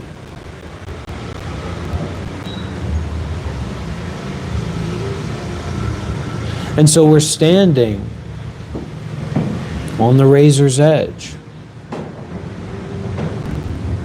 with lightness, with balance. Once we start to get heavy, our feet get a little bit cut. We might still be standing on the razor's edge, but not in a way that you'd want to be standing on there. So not heavy, not going to this side or that side, not confused. We don't need to be confused. What's there to be confused about, you know? Confusion is something that needs to be met with confusion. So if you're already confused, you've got enough confusion. You don't have to try to meet confusion anywhere else.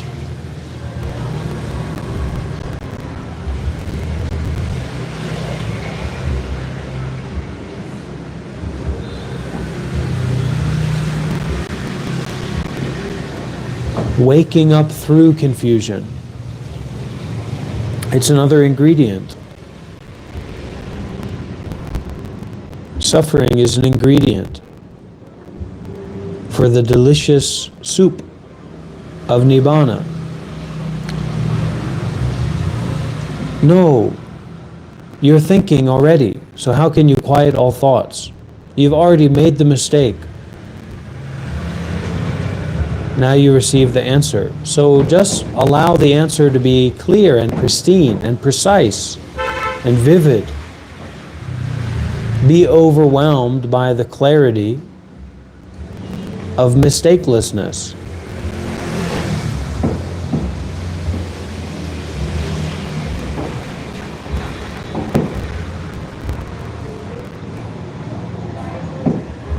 Quiet all thoughts. Eat all the Cheetos, eat all the Oreos, drink all the milk. No. This isn't about doing something. Everything is already done. And what is already done is undone. So what are you going to do about that? What are you going to do about the undoing of all does? Can you use does that way or do's? That's quite a doozy. The undoing of all does is a doozy. More nonsense, more garbage. You bring the teacher garbage. Fill them up with it. Fill them up with garbage. So it can be transmuted in the fire of my belly. And I will spit at you the garbage juice, the heated and purified garbage juice, so that you can see that the answer is already on your face, because I just spit on your face, the garbage juice. It's already there. It's already vivid. Just be, nothing matters. What are you, an idiot? Did you walk into the wrong room thinking that there was a foolishness convention?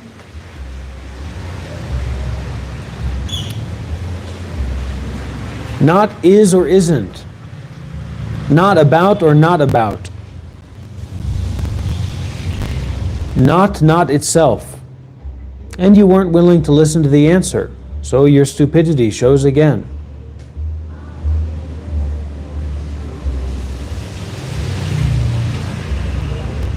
You have to accept the address of the fact that you're a fool.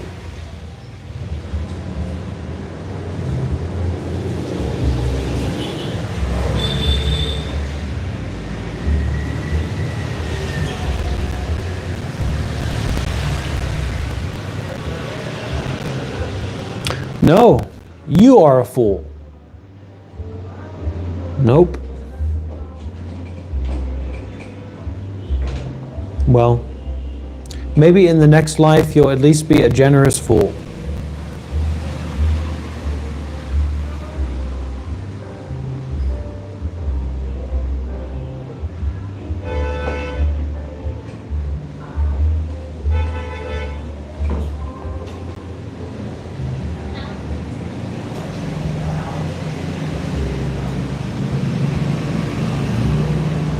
You're done, Kelly.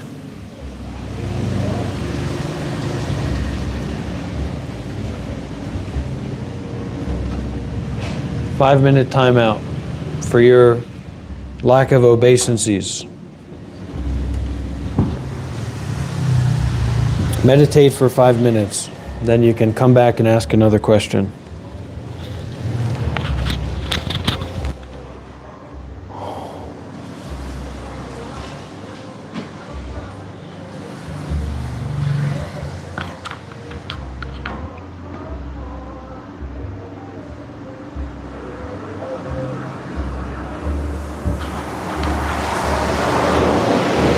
Who cares? You're not anybody important. Get out and shut up. I'll be as rude as I want to be. I'll be as angry as I want to be. I'll be as greedy as I want to be. I'll be as delusional as I want to be. That's my problem. We're not here to talk about my problems. We're here to take responsibility for our own problems, for our own suffering. You start to take responsibility, then we'll talk.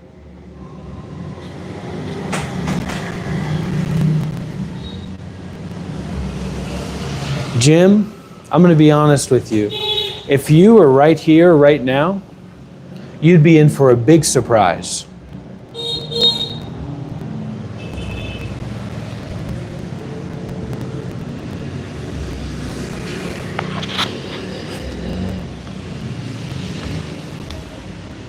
You'd be in for a very big surprise, Jim. You better watch out. I wasn't just flipping my hands around meditating here in Asia. I've been training. I've been developing my skills.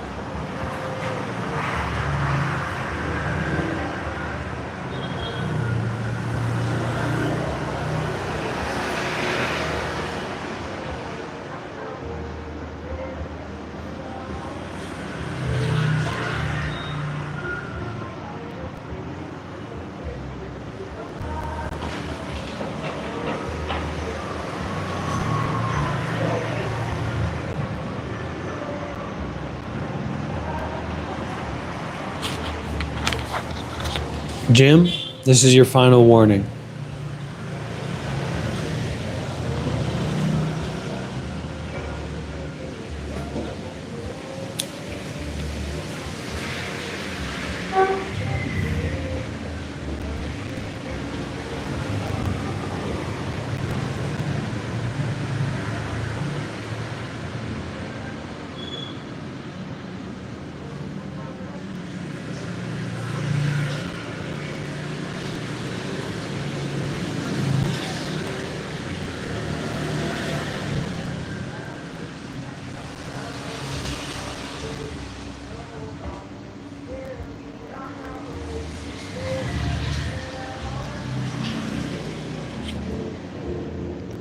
Jim,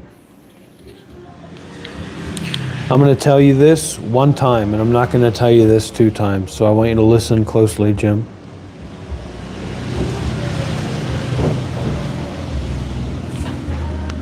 The Buddhist quintessential concept that is originally your mind is already enlightened, and over time, because of bad circumstances, that you give rise to more and more confused thoughts, layers upon layers upon layers, one lifetime, and then many lifetimes, limitless lifetime on top of that. So you see, you have countless layers upon layers of confusion. So that's why, as we are where we are today, we cannot recognize our original mind anymore. And this we cannot help ourselves. We are buried so deep. There's so many layers of false thinking, so many layers of confusion that we are overwhelmed. Life is more and more overwhelming, isn't it? We become more and more confused. And unless we do something about it, we get further and further away from our original mind, our originally enlightened nature. We possess this wonderful treasure called the enlightened mind that we don't know how to get back to. It's not stolen. We own it. It's part of us. And yet we cannot find our way back there.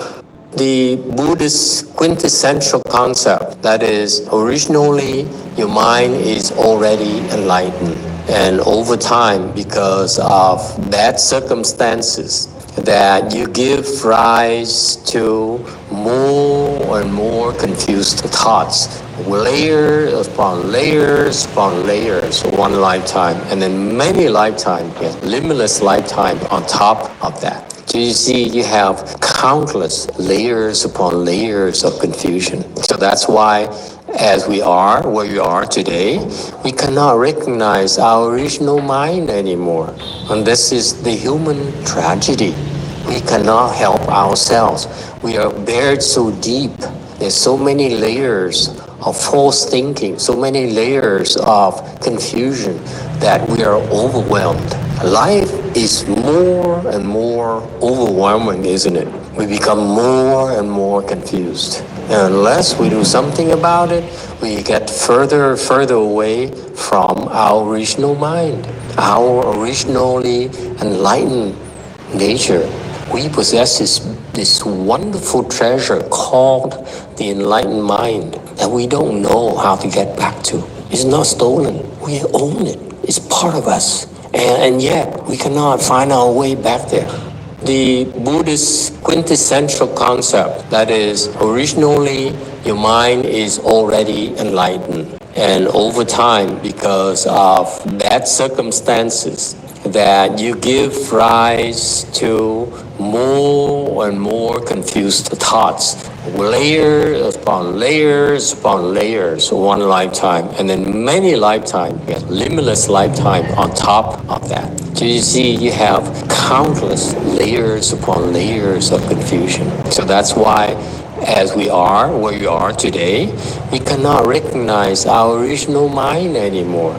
And this is the human tragedy. We cannot help ourselves. We are buried so deep. There's so many layers of false thinking, so many layers of confusion that we are overwhelmed. Life is more and more overwhelming, isn't it? We become more and more confused. And unless we do something about it, we get further and further away from our original mind, our originally enlightened nature. We possess this wonderful treasure called the enlightened mind that we don't know how to get back to. It's not stolen. We own it. It's part of us. And yet, we cannot find our way back there. The Buddhist quintessential concept, that is, originally your mind is already enlightened. And over time,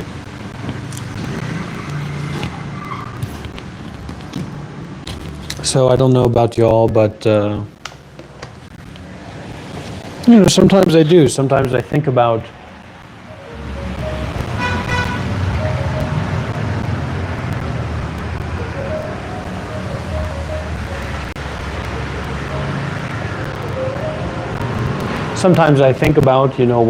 what I'm doing and what I've been doing in a very kind of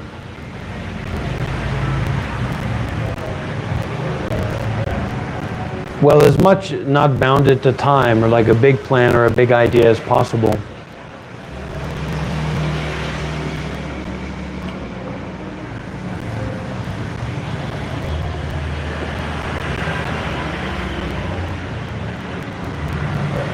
So it's a gift, really, to be able to share that with everyone.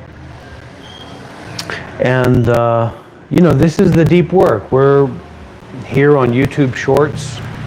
Kind of thousands of people coming in and going out. We're dealing with some of the worst of the worst. We're dealing with, in some cases, the ugliest, most stupid, kind of frustrated, very low people.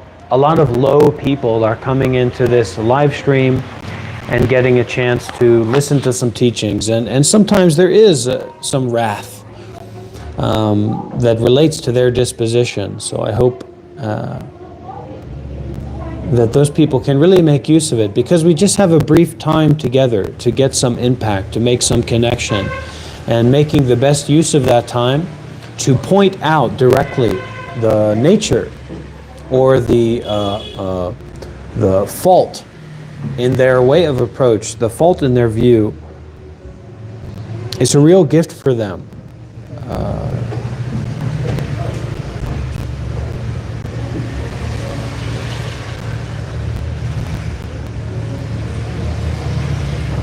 So it's a gift for all of us to cut through and cut out our attachment to what has been experienced up to this point, and our desires, our big desires about what's going to happen in life, and just we don't think about this enough, but our desire to keep living, our desire to exist in time, right? And it's impossible. We can't. So we come home, we come to the here and now, we arrive, and we love. Look, we can even hydrate. Thank you so much.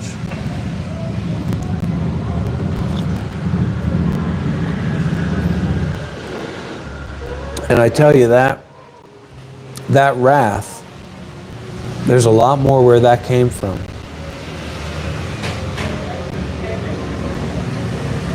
Wrathful compassion.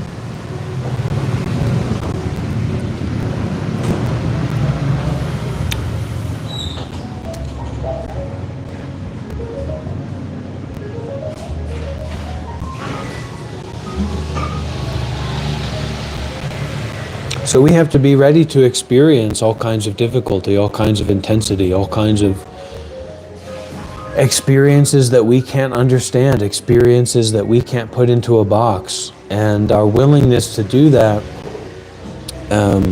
it increases the Wi-Fi connection to the subtlety of the mind.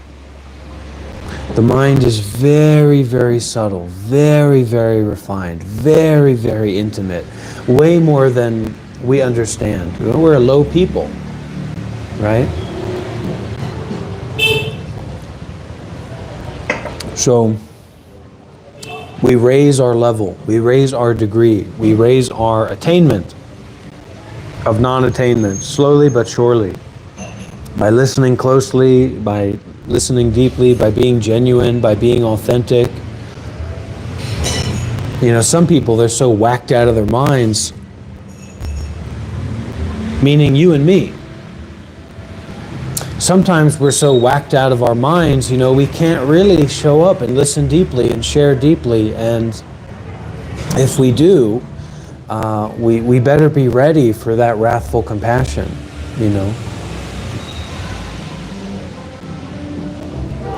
We have to take responsibility for how we put ourselves out there, and we have to be willing to endure and to face without complaint or without some kind of opinionated justification about why this is happening, right? Because those people that react very strongly, that come out and say negative things, or these weird ideas that they have, getting into Trumpian political beliefs and stuff, they're not just doing that because they're programmed to do that. They're having a response. They're having an experience in their body. Their subtle mind is ringing an alarm bell, and they've got to do something about it.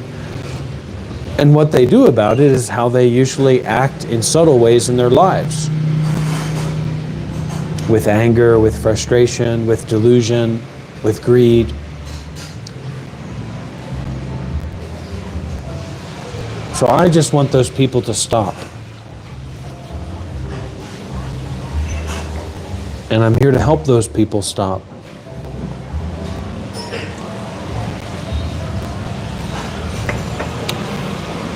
Final 2 minutes. Do we have any questions from our humble audience, from our dear assembly of fellow practitioners? If not, we'll finish with our prayer. 8-hour stream today. How's that, everybody? Let's get some W's in the chat for an 8-hour stream. Continuous, non-stop. And leave a like if you haven't already. That's wildly appreciated.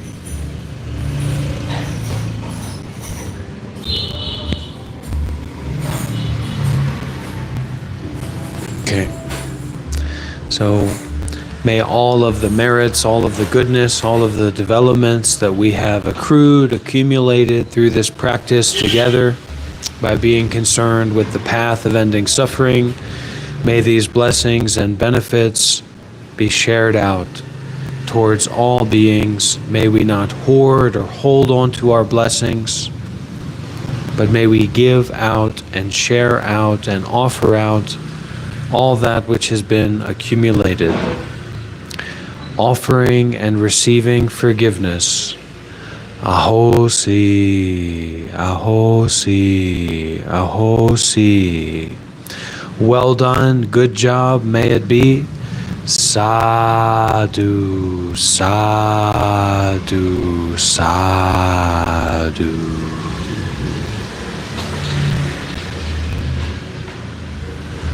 Until next time, dear friends.